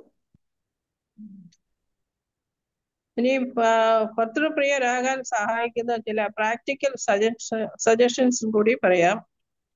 ఇలా భర్తని ప్రేమించాలంటే భర్త ప్రియులుగా మనం ఉండాలి అని అంటే కొన్ని ప్రాక్టికల్ విషయాలు కూడా నేను మీకు చెప్తాను. ഒന്നാമതായിട്ട് ഭാര്യയും ഭർത്താവും തമ്മിൽ ആത്മാർത്ഥമായിട്ട് സ്നേഹിക്കണമെങ്കിൽ ഇരുവർക്കും മാതാപിതാക്കളിൽ നിന്നും ഒരു വിട്ടുപിരിയൽ ആവശ്യമാണ്. మొదటిగా మనం చూస్తే భార్య భర్తలు ఇద్దరు కూడా మంచిగా ప్రేమతో ఒకటిగా ఉండాలి అని అంటే తల్లిదండ్రుల నుంచి ఒక సెపరేషన్, ఒక ఎడబాటు వాళ్ళకి కావాలి. അങ്ങനെ വിട്ടുപിരിഞ്ഞ് ഏകദേഹമായി തീർന്നെങ്കിലേ ഭാര്യയും ഭർത്താവും തമ്മിൽ ഹൃദ്യമായുള്ള ഒരു സ്നേഹബന്ധം ഉണ്ടാകുകയുള്ളൂ. అట్లా విడిచిపెట్టి భార్య భర్తలు ఇద్దరు కూడా ఒక్క శరీరంగా ఉంటేనే తప్ప వాళ్ళు ఒకరినొకరు అంతగా ప్రేమించడం కష్టమవుతుంది. ആദവും ഹവ്വയും ദൈവമാണ് യോജിപ്പിച്ചത്. ദൈവം യോജിപ്പിച്ചു കഴിഞ്ഞ ഉടനെ കൊടുത്ത ഒരു കൽപ്പനയാണ്. ദൈവം കൊടുത്തത് എന്താണ്? അപ്പനെയും അമ്മയും വിട്ടു പിരിയണം എന്നുള്ളത് ఆద్యతే కల్పన. దేవుడు ఆదం హవ్వల్ని చేసిన తర్వాత వాళ్ళకి ఇచ్చిన మొట్టమొదటి ఆజ్ఞ ఏంటంటే మీరు తల్లిని తండ్రిని విడిచి ఏక శరీరలై ఉండాలి అన్నది. ഉൽപ്പത്തി പുസ്തകം 2-ാം അധ്യായത്തിന്റെ 24-ാം വാക്യത്തില് പുരുഷൻ അപ്പനെയും അമ്മയെയും വിട്ട് പിരിഞ്ഞ ഭാര്യയോട് പറ്റിച്ചേരും, അവർ ഏകദേഹമായി തീരും. ఆదికాండం 2వ అధ్యాయం 24వ వచనంలో మనం చూస్తున్నాం, కాబట్టి పురుషుడు తన తండ్రిని తన తల్లిని విడిచి తన భార్యను హత్తుకొనును, వారు ఏక శరీరమై ఉందురు. ആദമിന് അപ്പനില്ല, ഹവ്വയ്ക്ക് മാതാപിതാക്കളില്ല. എങ്കിൽ തന്നെയും കൊടുത്ത കൽപ്പന എന്താണ്? മാതാപിതാക്കളെ വിട്ടു പിരിയണം എന്നുള്ളതാണ്. ఇక్కడ మనం చూస్తే ఆదాంకి తల్లిదండ్రులు లేరు, హవ్వకి తల్లిదండ్రులు లేరు, కానీ దేవుడు ఇచ్చిన ఆజ్ఞ ఏంటంటే తల్లిదండ్రుల్ని విడిచిపెట్టాలి అని. അപ്പോൾ അത് തലമുറകൾക്ക് വേണ്ടി ദൈവം കൊടുത്ത ഒരു കൽപ്പനയാണ് എന്ന് നമുക്ക് മനസ്സിലാക്കാൻ സാധിക്കും. ఇక్కడ మనం చూస్తే ఆ ఒక తరాలు అన్ని తరాల్లో దేవుడు జనాలకు ఇచ్చిన ఒక ఆజ్ఞగా మనం చూస్తున్నాం. സങ്കീർത്തനം 45-ന്റെ 10-11 വാക്യങ്ങള് വായിച്ചാ. 45వ కీర్తన 10-11 వచనాలు మనం చదువుదాం. വായിച്ചു, തെലുങ്കില് വായിച്ചു, സമയം കുറവാണല്ലോ. 45వ కీర్తన 10-11 వచనాలు. కుమారి ఆలకించుము, ఆలోచించి చెవి ఒగ్గుము, నీ స్వజనమును నీ తండ్రి ఇంటిని మరువుము. ఈ రాజు నీ ప్రభువు, అతడు సౌందర్యమును కోరినవాడు, అతనికి నమస్కరించుము. നീ സ്വജനത്തെയും നിന്റെ പിതൃഭവനത്തെയും മറക്ക എന്നാണ് അവിടെ പറയുന്നത്. నీ స్వజనమును నీ తండ్రి ఇంటిని మరువుము అని ఇక్కడ మనం చూస్తున్నాం. ഇസാക്കിന്റെ റിബേക്കയുടെയും ജീവിതം നോക്കുമ്പോൾ റിബേക്കയുടെ വിവാഹത്തിന് ശേഷം അവള് മാതാപിതാക്കന്മാരെ പോയി സന്ദർശിക്കുന്നതായിട്ട് പരാമർശിക്കുന്ന ഇല്ല ബൈബിളില്. ఇసాకు రెబేకా వాళ్ళ పెళ్లి అయిన తర్వాత రెబేకా మళ్ళీ వెళ్ళి వాళ్ళ తల్లిదండ్రులను చూస్తున్నట్టు గాని అట్లా ఏమి బైబిల్లో రాయలేదు. അവര് വിസിറ്റ് ചെയ്ത് കാണുമായിരിക്കും, പക്ഷെ നമ്മള് അങ്ങനെ വായിക്കുന്നില്ല. മാതാപിതാക്കൾ അവരുടെ ജീവിതത്തിൽ ഒരു പ്രശ്നമായിട്ട് വന്നേ ഇല്ല. వాళ్ళు వెళ్ళి ఉండొచ్చు కానీ బైబిల్లో అట్లా రాయలేదు. తల్లిదండ్రులు వాళ్ళ లైఫ్ లో ఒక ప్రాబ్లం గా వాళ్ళ ఫ్యామిలీ లైఫ్ లో ఇన్వాల్వ్ అవ్వలేదని మనం చూస్తున్నాం. എന്നാല് ഭാര്യമാർ അപ്പനെയും അമ്മയെയും വിട്ടു പിരിഞ്ഞില്ല എങ്കില് ഭർത്താവിനോട് പറ്റിച്ചേരുവാനായിട്ട് പ്രയാസമായിട്ട് വരും. భార్య తన తల్లిని తండ్రిని విడిచిపెట్టకపోతే తన భర్తని హత్తుకోవడం అనేది చాలా కష్టమైన పని తనకి. എപ്പോഴും മാതാപിതാക്കളോടായിരിക്കും പറ്റിച്ചേർന്നിരിക്കുന്നത്. తల్లిని తండ్రిని విడిచిపెట్టకపోతే వాళ్ళతో ఎక్కువ అట్రాక్షన్ ఉంటది మనకి. കേരളത്തിലൊക്കെ പഴയ അമ്മമാരൊക്കെ ചില ഉപദേശങ്ങള് മക്കളെ വിവാഹം അയച്ചു കൊടുക്കുമ്പോൾ പെൺമക്കൾക്ക് കൊടുക്കുമായിരുന്നു. పెద్దవాళ్ళు కేరళలో పెళ్లి చేసి అమ్మాయి బయటికి వెళ్తున్నప్పుడు కొన్ని సజెషన్స్ ఇస్తారు, సలహాలు ఇస్తారు. അവര് പറഞ്ഞു കൊടുക്കും, വിവാഹം കഴിഞ്ഞാൽ ഭർത്താവിന്റെ വീടാണ് നിന്റെ വീട്. ഭർത്താവിന്റെ മാതാപിതാക്കളെ സ്വന്തം മാതാപിതാക്കളായിട്ട് ഭാര്യ സ്നേഹിക്കുകയും കരുതുകയും ചെയ്യണം. వాళ్ళు చెప్తారు ఇక నుంచి భర్త ఇల్లే నీ ఇల్లు, భర్త తల్లిదండ్రుల్ని నీ సొంత తల్లిదండ్రులుగా చూసుకోవాలి అని చెప్తారు. ഭർത്താവിന്റെ കുടുംബക്കാരെ തന്റെ കുടുംബമായിട്ട് കരുതണം. భర్త యొక్క ఇంట్లో వాళ్ళందరినీ మీ సొంత ఇంట్లో వాళ్ళగా చూసుకోవాలని చెప్తారు. ഭാര്യയും ഭർത്താവും തമ്മിൽ ചെറിയ ചെറിയ പ്രശ്നങ്ങൾ ഉണ്ടായാൽ ഉടനെ അതെന്ന് അപ്പനെയും അമ്മയും പറയേണ്ട ആവശ്യമില്ല. അത് തന്നെത്താനെ പറഞ്ഞ് നിങ്ങൾ തമ്മിൽ പ്രാർത്ഥിച്ച് തന്നെത്താനെ പരിഹരിക്കുകയാണ് വേണ്ടത്. చిన్న చిన్న గొడవలు భార్య భర్తల మధ్యలో వచ్చినప్పుడు అది వెంటనే వెళ్ళి మీ తల్లిదండ్రులకి చెప్పాల్సిన అవసరం లేదు, మీరిద్దరు మాట్లాడుకొని ప్రార్థన చేసుకొని సాల్వ్ చేసుకోండి అని అంటారు. പലപ്പോഴും മാതാപിതാക്കൾ മക്കളുടെ പ്രശ്നങ്ങൾ ചെറിയ ചെറിയ പ്രശ്നങ്ങളായിരിക്കും, അവർ അതിനകത്ത് വന്ന് ഇടപെട്ട് പ്രശ്നങ്ങൾ വലുതാകും, അത് പ്രയാസത്തിന് കാരണമായിട്ട് തീരും. కొన్నిసార్లు చిన్న ఒక విషయం అది తల్లిదండ్రులకు చెప్పి అనవసరంగా వాళ్ళు ఇందులో ఇన్వాల్వ్ అయ్యి గొడవ పెద్దదై చాలా పెద్ద సమస్య అయి మారిపోతుంది. രണ്ടാമതായിട്ട് ഭാര്യ ഭർത്താവിന് കുടുംബത്തിൽ ഒന്നാം സ്ഥാനം കൊടുക്കണം. రెండవదిగా మనం చూస్తే భార్య భర్త యొక్క కుటుంబానికి మొదటి స్థానం ఇవ్వాలి. മക്കൾക്കല്ല ഒന്നാം സ്ഥാനം കൊടുക്കേണ്ടത്, സ്വന്തം ഭർത്താവിനാണ് ഫസ്റ്റ് പ്രയോറിറ്റി കൊടുക്കേണ്ടത്. మనం మొదటి స్థానం ఎవరికి ఇవ్వాలంటే మన పిల్లలకు కాదు, మన భర్తకి ఇవ్వాలి. മക്കളെ കൂടുതലായിട്ട് അത് സ്നേഹിക്കുന്ന അമ്മമാരുണ്ട്. ഭർത്താക്കന്മാർക്ക് രണ്ടാം സ്ഥാനം കൊടുക്കുന്ന ആ രീതിയിൽ പലരും പല ഭാര്യമാരും അങ്ങനെ ചെയ്യുന്നുണ്ട്. చాలా మంది తల్లులు పిల్లలు పుట్టిన తర్వాత పిల్లలకి మొదటి స్థానం ఇస్తారు, భర్తకి తర్వాత స్థానం ఇస్తారు. മക്കൾ എപ്പോഴും നമ്മോട് കൂടെ ഉണ്ടായിരിക്കുകയില്ല. మన పిల్లలు ఎల్లప్పుడూ మనతో పాటు ఉండరు. മാതാപിതാക്കളുടെ ഉത്തരവാദിത്വം എന്നുള്ളത് മക്കളെ വചനപ്രകാരമുള്ള కుటుంబ ജീവിതത്തിന് సజ్జమాക്കുക ఎన్నుള്ളതാണ്. మన యొక్క బాధ్యత ఏంటంటే మన పిల్లల్ని ఒక మంచి ఫ్యామిలీలో ఒక మెంబర్గా లేకపోతే ఒక మంచి కుటుంబ జీవనంలో కోసం వాళ్ళని సిద్ధపరచాలి అన్నది మన యొక్క బాధ్యత. അതനുസരിച്ച് അവരെ വളർത്തണം, അവരെ സ്നേഹിക്കണം, നല്ല മാതൃക അവർക്ക് കാണിച്ചു കൊടുക്കേണ്ടത് ആവശ്യമാണ്. ఆ ఒక విధంగా వాళ్ళని ప్రేమించాలి, వాళ్ళకి కావాల్సిన సలహాలు ఇవ్వాలి, ఒక మంచి మాదిరి మనం చూపించాలి. മക്കളുടെയൊക്കെ വിവാഹം കഴിഞ്ഞാൽ വീട്ടിലെ ഭാര്യയും ഭർത്താവും തനിയെയാവും. మా పిల్లలందరూ పెళ్లిళ్ళు చేసుకొని వెళ్ళిపోతే భార్య భర్తలు ఇద్దరే ఉంటారు ఇంట్లో. അപ്പോൾ ഭാര്യയ്ക്ക് മക്കളില്ലല്ലോ സ്നേഹിപ്പാൻ. അപ്പൊ അവൾ എന്ത് ചെയ്യും? అప్పుడు మనం మొదటి స్థానం మన పిల్లలకి ఇచ్చినట్లయితే పిల్లలందరూ వెళ్ళిపోయిన తర్వాత వాళ్ళు ఏం చేస్తారు? അവര് മക്കളുണ്ടായിരുന്നപ്പോഴ് ഭാര്യയെക്കാട്ടിലധികം മക്കളെ സ്നേഹിച്ചത് മുഖാന്തരം അവർ തമ്മിലുള്ള സ്നേഹത്തിനൊരു അകൽച്ച വന്നു കഴിഞ്ഞു. పిల్లలు ఉన్నప్పుడు పిల్లల్ని ఎక్కువ ప్రేమించడం వల్ల భార్య భర్తల మధ్యలో కొంచెం దూరం పెరిగింది. ഭർത്താവ് പലപ്പോഴും ഏകാന്തത അനുഭവിച്ചു. భర్త చాలా సార్లు లోన్లీగా ఫీల్ అయ్యారు. മക്കളെല്ലാം ഭവനത്തിൽ നിന്ന് പോയി കഴിയുമ്പോഴാണ് ഭാര്യ ഏകാന്തത അനുഭവിക്കാനായിട്ട് തുടങ്ങുന്നത്. పిల్లలందరూ వెళ్ళిపోయిన తర్వాత అప్పుడు భార్య కొంచెం లోన్లీగా ఫీల్ అవుతుంది. അപ്പോൾ ഭാര്യ പതുക്കെ ഭർത്താവിനെ സ്നേഹിക്കാനായിട്ട് തുടങ്ങും. అప్పుడు మళ్ళీ భర్తని ప్రేమించడం స్టార్ట్ చేస్తుంది. അപ്പൊ ഭർത്താവ് എന്താ പറയുന്നത്? It is too late. ఇప్పుడు భర్త ఏం చెప్తారంటే చాలా లేట్ చేసావు నువ్వు అంటారు. നിന്റെ സ്നേഹം എനിക്ക് ഇനി വേണ്ട. അത് വളരെ എനിക്ക് സ്നേഹം ആവശ്യം ഉണ്ടായിരുന്ന സമയത്ത് നീ എനിക്ക് സ്നേഹം തന്നില്ല. ఇప్పుడు నీ స్నేహం నీ ప్రేమ నాకు అవసరం లేదు, నాకు కావాల్సిన టైంలో నువ్వు అది ఇవ్వలేదు అని అంటారు.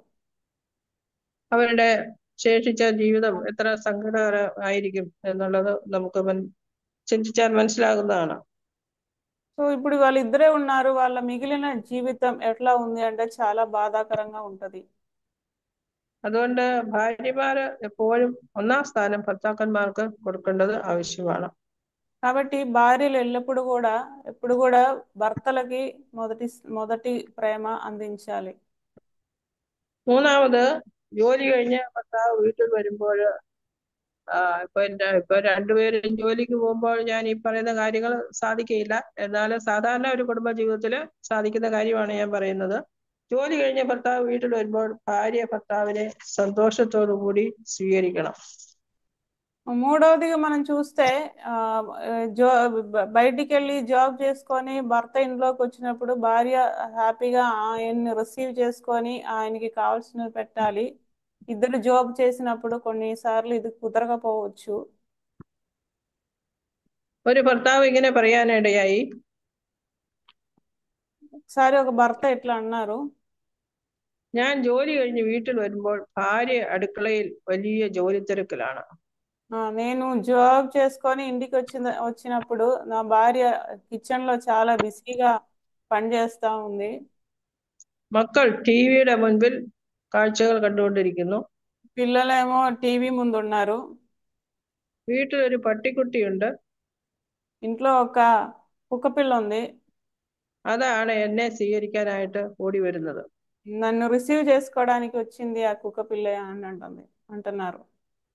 സങ്കടകരമായ കാര്യമാണ്. ఇది చాలా బాధాకరమైన విషయం. തന്നെ കാത്തിരിക്കുന്ന ഒരു ഭാര്യയും മക്കളും ഭവനത്തിൽ ഉണ്ട് എന്നത് ഭർത്താവിനെ സന്തോഷിപ്പിക്കുന്നു. తన కోసం ఎదురు చూస్తున్న ఒక భార్య పిల్లలు ఇంట్లో ఉన్నారు అన్నది ఒక భర్తకి చాలా సంతోషకరమైన విషయం. ഒരു ഭർത്താവിനെയും ഭാര്യയും എനിക്കറിയാം, അവര് രണ്ടുപേരും ജോലിയുള്ളവരാണ്. నాకు తెలిసిన ఒక కుటుంబం ఉంది, వాళ్ళిద్దరూ జాబ్ చేస్తున్నారు. രണ്ടുപേരും സഭായോഗത്തിന് ബൈക്കിൽ വരുമ്പോൾ കെട്ടിപ്പിടിച്ചൊക്കെയാണ് വരുന്നത്. ఇద్దరు కూడా చర్చ్ మీటింగ్ కి వచ్చినప్పుడు బండి మీదే హక్ చేసుకొని వస్తారు. അത് കണ്ടാൽ തോന്നും അവർ തമ്മിൽ വലിയ സ്നേഹമാണെന്ന്. చూస్తే మనకి వాళ్ళిద్దరూ చాలా మంచి ప్రేమ ఉంది వాళ్ళ మధ్యలో అని మనం అనుకుంటాం. എന്നാൽ പിന്നീടാണ് മനസ്സിലാകുന്നത് ഇത് కాపట్యമാണ്, അവര് തമ്മില് എന്നും വഴക്കാണെന്ന്. తర్వాత మాకు అర్థమైంది ఇది నిజం కాదు, నటనే, వాళ్ళ మధ్యలో రోజు గొడవలు జరుగుతున్నాయని. ഭാര്യയുടെ വഴക്ക് മുഖാന്തരം ഭർത്താവ് ജോലി കഴിഞ്ഞാൽ ഉടനെ വീട്ടിൽ വരികയില്ല. భార్య ఊరికి తిడతా ఉంది అని చెప్పేసి భర్త సమయానికి ఇంటికి రారు. ഫ്രണ്ട്സിന്റെ വീട്ടിലൊക്കെ പോയി വർത്താനം പറഞ്ഞ് രാത്രി 10 മണിയാകുമ്പോഴത്തേക്ക് വീട്ടിലേക്ക് വരികയുള്ളൂ. వాళ్ళ ఫ్రెండ్స్ ఇంటికి వెళ్ళి మాట్లాడుకొని కాసేపు కూర్చొని రాత్రి 10 ఇంటికి వస్తాడు. സദൃശവാക്യം 21:9 ശണ്ട കൂടുന്ന സ്ത്രീയെ പറ്റി പറയുന്നുണ്ട്. సామెతలు 21:9 మనం చూస్తే, సామెతలు 21 ఒక గయ్యాలితో పెద్ద ఇంటను ఉంటుట కంటే మెద్ద మీదనొక మూలను నివసించుట మేలు. തന്നെ സ്നേഹിക്കുന്ന ഒരു ഭാര്യയും മക്കളും ഭവനത്തിലുണ്ട് എന്ന് അറിയുന്നത് ഭർത്താക്കന്മാർക്ക് ജോലി കഴിഞ്ഞാൽ ഉടനെ വീട്ടിലേക്ക് ഓടി വരുവാനുള്ള ഒരു മോട്ടിവേഷൻ, ഒരു ഉത്സാഹം ഒക്കെ നൽകും. తను ప్రేమిస్తున్న ఒక భార్య, పిల్లలు ఇంట్లో ఉన్నారు అన్నది ఒక భర్తకి చాలా సంతోషమైన విషయం. జాబ్ అయిపోయిన వెంటనే ఇంటికి రావాలి అని తనకి అనిపిస్తుంది. നാലാമതായിട്ട്, നിങ്ങളുടെ ജോലി സ്ഥലത്തോ വീട്ടിലോ എന്തെങ്കിലും പ്രശ്നമുണ്ടെങ്കിൽ ഭർത്താവ് ജോലി കഴിഞ്ഞ് വരുന്ന ഉടനെ അതിനെപ്പറ്റി സംസാരിക്കരുത്. నాలుగోదిగా మనం చూస్తే, మీకు ఇంట్లో కానీ బయట కానీ జాబ్ ప్లేస్ లో కానీ ఏదైనా సమస్య ఉన్నట్లయితే భర్త వచ్చిన వెంటనే ఆ సమస్యల గురించి మనం మాట్లాడకూడదు. ഭർത്താവ് ഒന്ന് റിലാക്സ് ചെയ്ത് കഴിഞ്ഞതിന് ശേഷം പതുക്കെ നമുക്ക് ആ പ്രശ്നങ്ങളൊക്കെ അവതരിപ്പിക്കാനായിട്ട് സാധിക്കും. భర్త వచ్చే కొంచెంసేపు రిలాక్స్ అయ్యి కూర్చున్న తర్వాత మెల్లిగా ఆ విషయాలు మనం మాట్లాడాలి. ചില സന്ദർഭങ്ങളിൽ ഭർത്താവ് ജോലിയുള്ള ബന്ധത്തിൽ വളരെ ടെൻഷനിലായിരിക്കും. కొన్నిసార్లు వర్క్ ప్లేస్ లో నుంచి చాలా టెన్షన్ లో వస్తారు భర్త. വീട്ടിൽ വരുമ്പോൾ ഭാര്യയോട് കോപിച്ചെന്നിരിക്കും. రాగానే ఆ టెన్షన్ లో ఒకసారి భార్యతో కోపడతారు. ഭാര്യയ്ക്ക് മനസ്സിലാകുകയില്ല എന്തിനാ കോപിച്ചതെന്ന്. കാരണം ഭാര്യ ഒന്നും തെറ്റ് ചെയ്തിട്ടില്ല. భార్యకి అర్థం కాదు ఈయన ఎందుకు ఇట్లా మాట్లాడుతున్నారు అని. അങ്ങനെയുള്ള സന്ദർഭങ്ങളിൽ സാധാരണഗതിയില് ഭാര്യമാര് ചെയ്യാൻ സാധ്യതയുള്ളത് തിരിച്ച് അതേ രീതിയിൽ തന്നെ കോപിക്കുക എന്നുള്ളതാണ്. కొన్నిసార్లు భార్యలు ఏం చేస్తారంటే మరలా ఆమె కూడా అట్లాగే కోపడుతుంది. പക്ഷെ അങ്ങനെ തിരിച്ച് കോപിക്കുകയല്ല നമ്മൾ ചെയ്യേണ്ടത്. സദൃശവാക്യം 15-ാം അധ്യായത്തിന്റെ 1-ാമത്തെ വാക്യം വായിക്കാം. మళ్ళీ తిరిగి కోపపడడం కాదు మనం చేయాల్సింది. సామెతలు 15:1 మనం చూస్తాం. మృదువైన మాట క్రోధమును చల్లార్చును, నొప్పించు మాట కోపమును రేపును. അപ്പൊ ഭർത്താവിനോട് കോപിക്കുകയല്ല വേണ്ടത്, സൗമ്യതയോടെ അത് കേട്ട് കഴിഞ്ഞിട്ട് പിന്നീട് ശാന്തമായി കഴിയുമ്പോൾ സ്നേഹത്തോടെ ചോദിക്കണം, എന്തിനാ എന്നോട് കോപിച്ചത്, ഞാൻ എന്ത് ചെയ്തത് എന്ന് ചോദിക്കണം. ఇక్కడ మనం మాట్లాడాల్సింది వెంటనే కోపపడడం కాదు, మెల్లిగా కొంచెంసేపు కూర్చొని ఆ ప్రాబ్లం అంతా సాల్వ్ అయిన తర్వాత మెల్లిగా మాట్లాడాలి. ఎందుకు నాతో కోపపడ్డారు, నేనేం తప్పు చేశానని మెల్లిగా సాఫ్ట్ గా అడగాలి. അപ്പോൾ അദ്ദേഹം സ്നേഹത്തോട് തന്നെ പറയും, നീ ചെയ്ത തെറ്റുകൊണ്ടൊന്നും അല്ല ഞാൻ കോപിച്ചത്, ഓഫീസിൽ വളരെ ടെൻഷൻ ഉണ്ടായിരുന്നു, അതുകൊണ്ട് അറിയാതെ കോപിച്ചു പോയതാ, എന്നോട് ക്ഷമിക്കണം എന്ന് ഭർത്താവ് സ്നേഹത്തോടു കൂടി തന്നെ പറയും. అప్పుడు ఆయన కూడా మాట్లాడి మెల్లిగా మాట్లాడతారు, నువ్వేం తప్పు చేయలేదు, ఆఫీస్ లో ఉన్న టెన్షన్ వల్ల నేను ఇట్లా మాట్లాడానని చెప్తారు, సారీ చెప్తారు, ప్రాబ్లం సాల్వ్ అవుతుంది. ഭാര്യയ്ക്ക് അങ്ങനെ ഭർത്താവിനെ സ്നേഹിക്കാനായിട്ട് കഴിയും. ത്യാഗം സഹിക്കാനുള്ള ഒരു മനോഭാവം ആ നിലയിൽ ഉണ്ടാകും. തമ്മിലുള്ള ആ സ്നേഹവും വർദ്ധിച്ചു വരും. అట్లా మెల్లిగా మాట్లాడడం వల్ల భార్య భర్తని అట్లా ప్రేమించవచ్చు, కష్టాలలో అట్లా భరించవచ్చు, వాళ్ళిద్దరి మధ్యలో ప్రేమ అట్లా పెరుగుతుంది అనమాట. ഭാര്യ ഭർത്ത സ്നേഹത്തെ പറ്റി ഓർക്കുമ്പോൾ മനസ്സിൽ വരുന്ന ഒരു സംഭവം, കഥയുണ്ട്. భార్య భర్తల ప్రేమ గురించి మనం ఆలోచించినప్పుడు గుర్తొచ్చే ఒక స్టోరీ ఉంది. അതുകൂടി പറഞ്ഞ് ഞാൻ ഈ ക്ലാസ് നിർത്താം. అది కూడా చెప్పి నేను ముగిస్తాను. ഇത് സംഭവതയാണോ എന്നുള്ളത് എനിക്ക് തീർച്ചയല്ല, എന്നാൽ സ്നേഹത്തിന് നല്ലൊരു ഉദാഹരണമാണിത്. ఇది జరిగిన సంఘటన కాదో నాకు తెలియదు, కానీ ప్రేమకి ఒక మంచి మోడల్ గా ఇది మనం చెప్పొచ్చు. പ്രായമുള്ള ഒരു ഭർത്താവ് ഡോക്ടറെ കാണാൻ വന്നു. ఒక కొంచెం ఏజ్ ఎక్కువ ఉన్న ఒక మనిషి ఒకసారి ఒక డాక్టర్ దగ్గరికి వచ్చారు. കുറെ നേരം അവിടെ വെയിറ്റ് ചെയ്തിട്ടും തന്നെ വിളിക്കുന്നില്ല. ఆయన చాలాసేపు అక్కడ వెయిట్ చేశారు, కానీ ఆయన పేరు పిలవట్లేదు. പല പ്രാവശ്യം താൻ നേഴ്സിനോട് പറഞ്ഞു, എനിക്ക് അത്യാവശ്യമായിട്ട് വീട്ടിൽ പോകേണ്ട ആവശ്യമുണ്ട്, എന്നെ ഒന്ന് അകത്ത് കയറ്റാമോ എന്ന് ചോദിക്കുന്നു. చాలా సార్లు ఆయన అక్కడ ఉన్న నర్సులను అడిగారు, నన్ను త్వరగా లోపలికి పంపిస్తారా, నేను అర్జెంటుగా ఇంటికి వెళ్ళాలి అని. പക്ഷെ നേഴ്സ് കയറ്റി വിട്ടില്ല. కానీ ఆ నర్సు లోపలికి పంపించలేదు. അദ്ദേഹം കുറെ കഴിഞ്ഞ് ഡോക്ടറുടെ മുറിയിലേക്ക് തന്നെത്താനെ അങ്ങ് കയറി ചെന്നു. చాలాసేపు ఎదురు చూసిన తర్వాత ఆయన డైరెక్ట్ డాక్టర్ రూమ్ లోకి వెళ్ళిపోయారు. ഡോക്ടറോട് പറഞ്ഞു, ഡോക്ടർ എനിക്ക് അത്യാവശ്യമായി വീട്ടിൽ പോകേണ്ട ആവശ്യമുണ്ട്. డాక్టర్ తో చెప్పారు, డాక్టర్ నేను చాలా అర్జెంటుగా ఇంటికి వెళ్ళాలి. ഡോക്ടർ ചോദിച്ചു, എന്താണ് അത്ര അത്യാവശ്യം? ఏంటి అంత తొందర ఏంటి అని డాక్టర్ అడిగారు. അദ്ദേഹം പറഞ്ഞു, എന്റെ ഭാര്യ ഞാൻ ചെല്ലാതെ ആഹാരം കഴിക്കില്ല. ఆయన ఏమన్నారంటే, నా భార్య నేను ఇంటికి వెళ్ళకుండా అన్నం తినదు.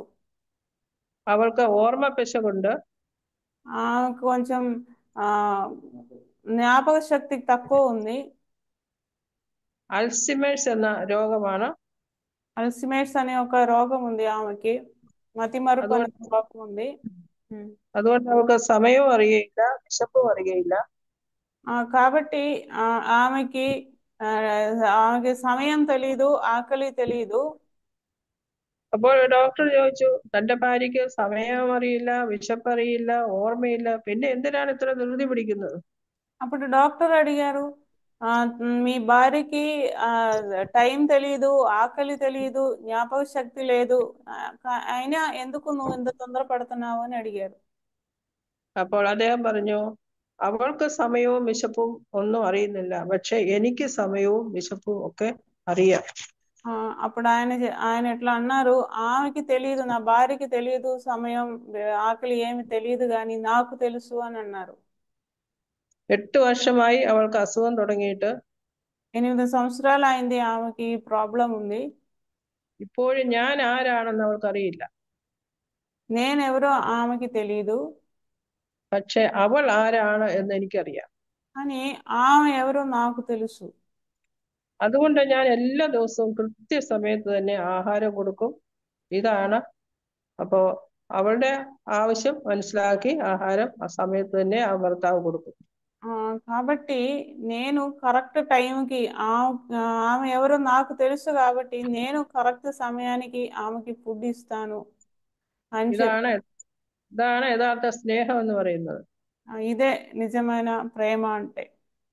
ഭാര്യ അറിയുന്നേ ഇല്ല എങ്കിൽ തന്നെയും ഭർത്താവ് തന്റെ ഡ്യൂട്ടി അത് ചെയ്ത് ആ ഭാര്യയുള്ള സ്നേഹം പ്രകടിപ്പിക്കുന്നു. ఇక్కడ భార్యకి ఏమి తెలియదు, ఏమి జ్ఞాపకం లేదు, గుర్తు లేదు, కానీ భర్త ఆయన యొక్క ప్రేమ క్రియల ద్వారా చూపిస్తున్నాడు. അപ്പോൾ എനിക്ക് സഹോദരിമാരോട് ഞാൻ ചോദിക്കുന്നത്, നമുക്ക് ഇങ്ങനെയുള്ള ഒരു സ്നേഹം നമ്മുടെ ഭർത്താക്കന്മാരോടുണ്ടോ? సహోదరులతో నేను అడుగుతున్నాను, మనకి ఇలాంటి ఒక ప్రేమ మన భర్తల మీద ఉందా? നമുക്ക് നമ്മെ തന്നെ ഒന്ന് പരിശോധിക്കാം. మనల్ని మనం పరిశోధన చేద్దాం. അന്യോന്യം സ്നേഹിക്കാനും സഹിക്കാനും വഹിക്കാനുമുള്ള കൃപയ്ക്ക് വേണ്ടിയിട്ട് നമുക്ക് പ്രാർത്ഥിക്കാം. ఒకరినొకరు ఇట్లా ప్రేమించడానికి ఒక కృప కోసం మనం దేవుణ్ణి అడుగుదాం. ഭർത്താവിന് ആയുസ് മുഴുവനും ഭർത്താവിന് നന്മ ചെയ്യുന്നവരായിട്ട് ഇരിക്കാൻ വേണ്ടിയിട്ട് ദൈവം നമ്മളെ സഹായിക്കുന്നതിന് വേണ്ടിയിട്ട് നമുക്ക് പ്രാർത്ഥിക്കാം. ఆయన ఉన్నంత కాలం ఆయన క్షేమం కోసం మనం కష్టపడే వాళ్ళంగా మనం ఉండాలని మనం ప్రేయర్ చేద్దాం. ദൈവഹിത പ്രകാരമുള്ള ഭാര്യയും ഭർത്താവുമായി അന്യോന്യം സ്നേഹിച്ചും സഹകരിച്ചും നല്ല കുടുംബജീവിതം കെട്ടിപ്പടുക്കുവാൻ దైవం നമ്മെ సహాయికటే. దేవుని చిత్తానుసారంగా ఒకరినొకరు ప్రేమిస్తూ ఒకరినొకరు క్షమిస్తూ మంచి కుటుంబ జీవితం కలిగి ఉండడానికి దేవుడు మనకి సహాయం చేయనుగాక. 1 കൊരിന്ത്യർ 13 4 മുതൽ 7 വരെയുള്ള വാക്യങ്ങള് നിങ്ങൾ വീട്ടിൽ ചെന്നിട്ട് വായിച്ചു നോക്കുക. സ്നേഹത്തെ പറ്റി പറയുന്ന വാക്യങ്ങളാണ്. അതൊക്കെ ജീവിതത്തിലേക്ക് കൊണ്ടുവരാനായിട്ട് ശ്രമിക്കുക. 1 కొరింథీ 13 నుంచి 7 వచనాలు మీరు చదువుకోండి. ప్రేమ గురించి అక్కడ మాట్లాడుతున్నారు. ఈ విషయాలన్నీ మన జీవితంలో ఉండేలాగా ప్రయత్నం చేద్దాం. మనం നമുക്ക് നമ്മുടെ മക്കൾക്ക് കൊടുക്കാവുന്ന ഏറ്റവും വലിയ ഗിഫ്റ്റ് എന്ന് പറയുന്നത് ഭാര്യയും ഭർത്താവും എന്ന നിലയിൽ നല്ല മാതൃക കാണിച്ചു കൊടുക്കുക എന്നതാണ്. మనకి మనం పిల్లలకి ఇవ్వగలిగిన మంచి గిఫ్ట్, బెస్ట్ గిఫ్ట్ ఏంటి అని అంటే భార్య భర్తలుగా మంచి మాదిరి మనం చూపించడమే. നമ്മുടെ പെൺമക്കൾ പറയണം, എനിക്കും എൻ്റെ അമ്മയെ പോലെ നല്ല ഒരു ഭാര്യയായി തീരണമെന്ന്. మన ఆడపిల్లలు చెప్పాలి, నేను మా అమ్మలాగా ఒక మంచి భార్యగా ఉండాలని మన పిల్లలు చెప్పాలి, ఆడపిల్లలు. ഈ വിധത്തില് ഭർത്തൃപ്രിയരായിട്ട് തീരുവാൻ ദൈവം നമ്മെ സഹായിക്കട്ടെ. ദൈവനാമം മഹത്വപ്പെടട്ടെ. ఇలా భర్తని ప్రేమించే వాళ్ళంగా ఉండడానికి దేవుడు మనకి సహాయం చేయనుగాక. దేవుని నామం మహిమపరచబడునుగాక. ఆమేన్. ఆమేన్. Thank you aunty. Thanks for your valuable time spending with us. Thank you అక్క, మంచిగా ట్రాన్స్లేట్ చేసి మాకు అర్థమయ్యేలాగా చెప్పినందుకు. లాస్ట్ టైం మనం చూసాము కుటుంబంలో స్త్రీ యొక్క పాత్రల గురించి మనం చూస్తున్నప్పుడు ఒక మంచి ఫ్యామిలీలో ఒక మంచి సాటి అయిన సహకారిగా స్త్రీ ఉండాలని మనం చూసాము. అలాగే ఈ రోజు సత్క్రియలు చేసే మంచి స్త్రీగా మనం ఫ్యామిలీ లైఫ్ లో ముందుకు వెళ్ళాలని ఆంటీ చెప్తున్నారు. వీటి సత్క్రియల గురించి చాలా చెప్పారు, చాలా వివరించారు. ఈ టైంలో అందరికీ అర్థమైందని నేను అనుకుంటున్నాను. భర్తని ప్రేమించే వారంగా మనం ఉండాలని, తన ఫ్యామిలీకి ప్రయారిటీ ఇచ్చే వాళ్ళగా ఉండాలని, ఒక మంచి తల్లిగా, అలాగే సంఘంలో కూడా మంచి విశ్వాసిగా, కుటుంబంలో అందరికీ మాదిరికరంగా, అలాగే సంఘంలో కూడా అందరికీ మాదిరికరంగా మరి మనం జీవించాలని మనకి ఆంటీ చాలా చక్కగా వివరించారు. మంచి బాధ్యత కలిగినటువంటి స్త్రీలుగా మన రెస్పాన్సిబిలిటీస్ అన్ని కూడా మంచిగా నిర్వర్తించాలని చెప్పారు. ఒకరినొకరు ఫ్యామిలీలో మనం క్షమించుకుంటూ, ప్రేమించుకుంటూ, మన భర్తలకు లోబడి మనం జీవించాలని ఇంత చక్కటి మంచి విషయాలు చెప్పిన ఆంటీకి చాలా థ్యాంక్ యూ ఆంటీ. ఈ టైంలో మనం ఈ విషయాల గురించి చిన్న ప్రేయర్ చేసుకుందాము. మన మధ్యనున్న గ్రేస్ సిస్టర్.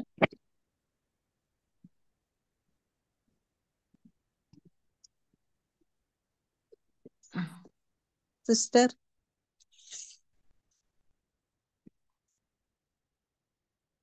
మ్యూట్ లో, you are in mute sister. Okay sister, aunty చెప్పిన విషయాలలో మనం చక్కగా ముందుకు వెళ్ళాలి. మన ఫ్యామిలీలో, సంఘంలో అన్ని విషయాల్లో కూడా మనం ఇవన్నీ నేర్చుకుంటూ ముందుకు వెళ్ళాలని ప్రేయర్ చేయండి సిస్టర్. Okay sister. ప్రార్థన.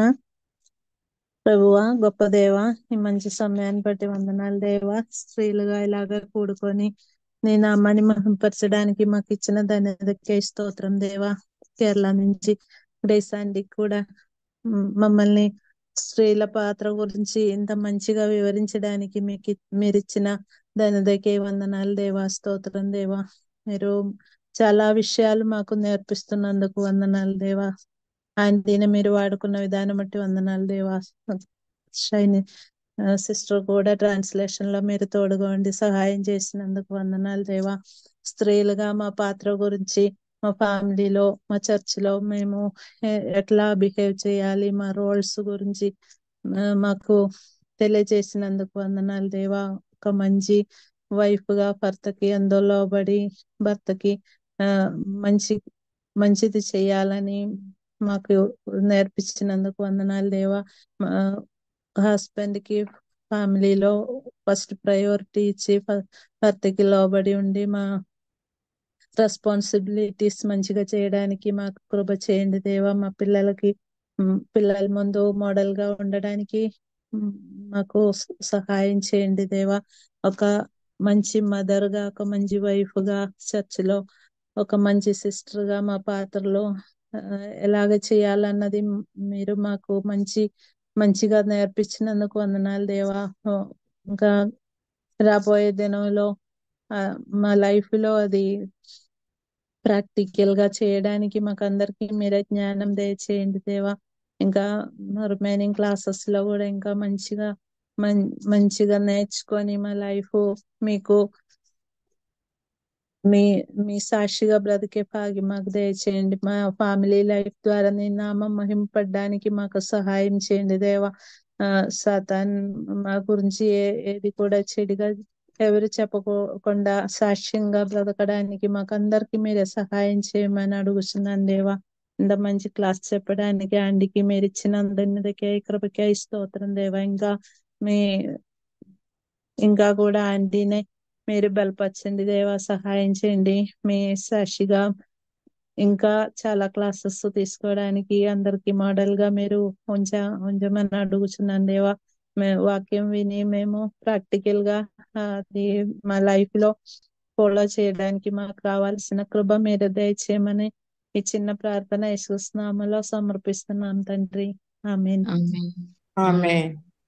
Thank you sisters. ఒక 5 minutes లేట్ అయినప్పటికీ కూడా ఈ క్లాస్ లో మీకు ఎవరికైనా ఏదైనా డౌట్స్ ఉంటే అడగండి ఆంటీని.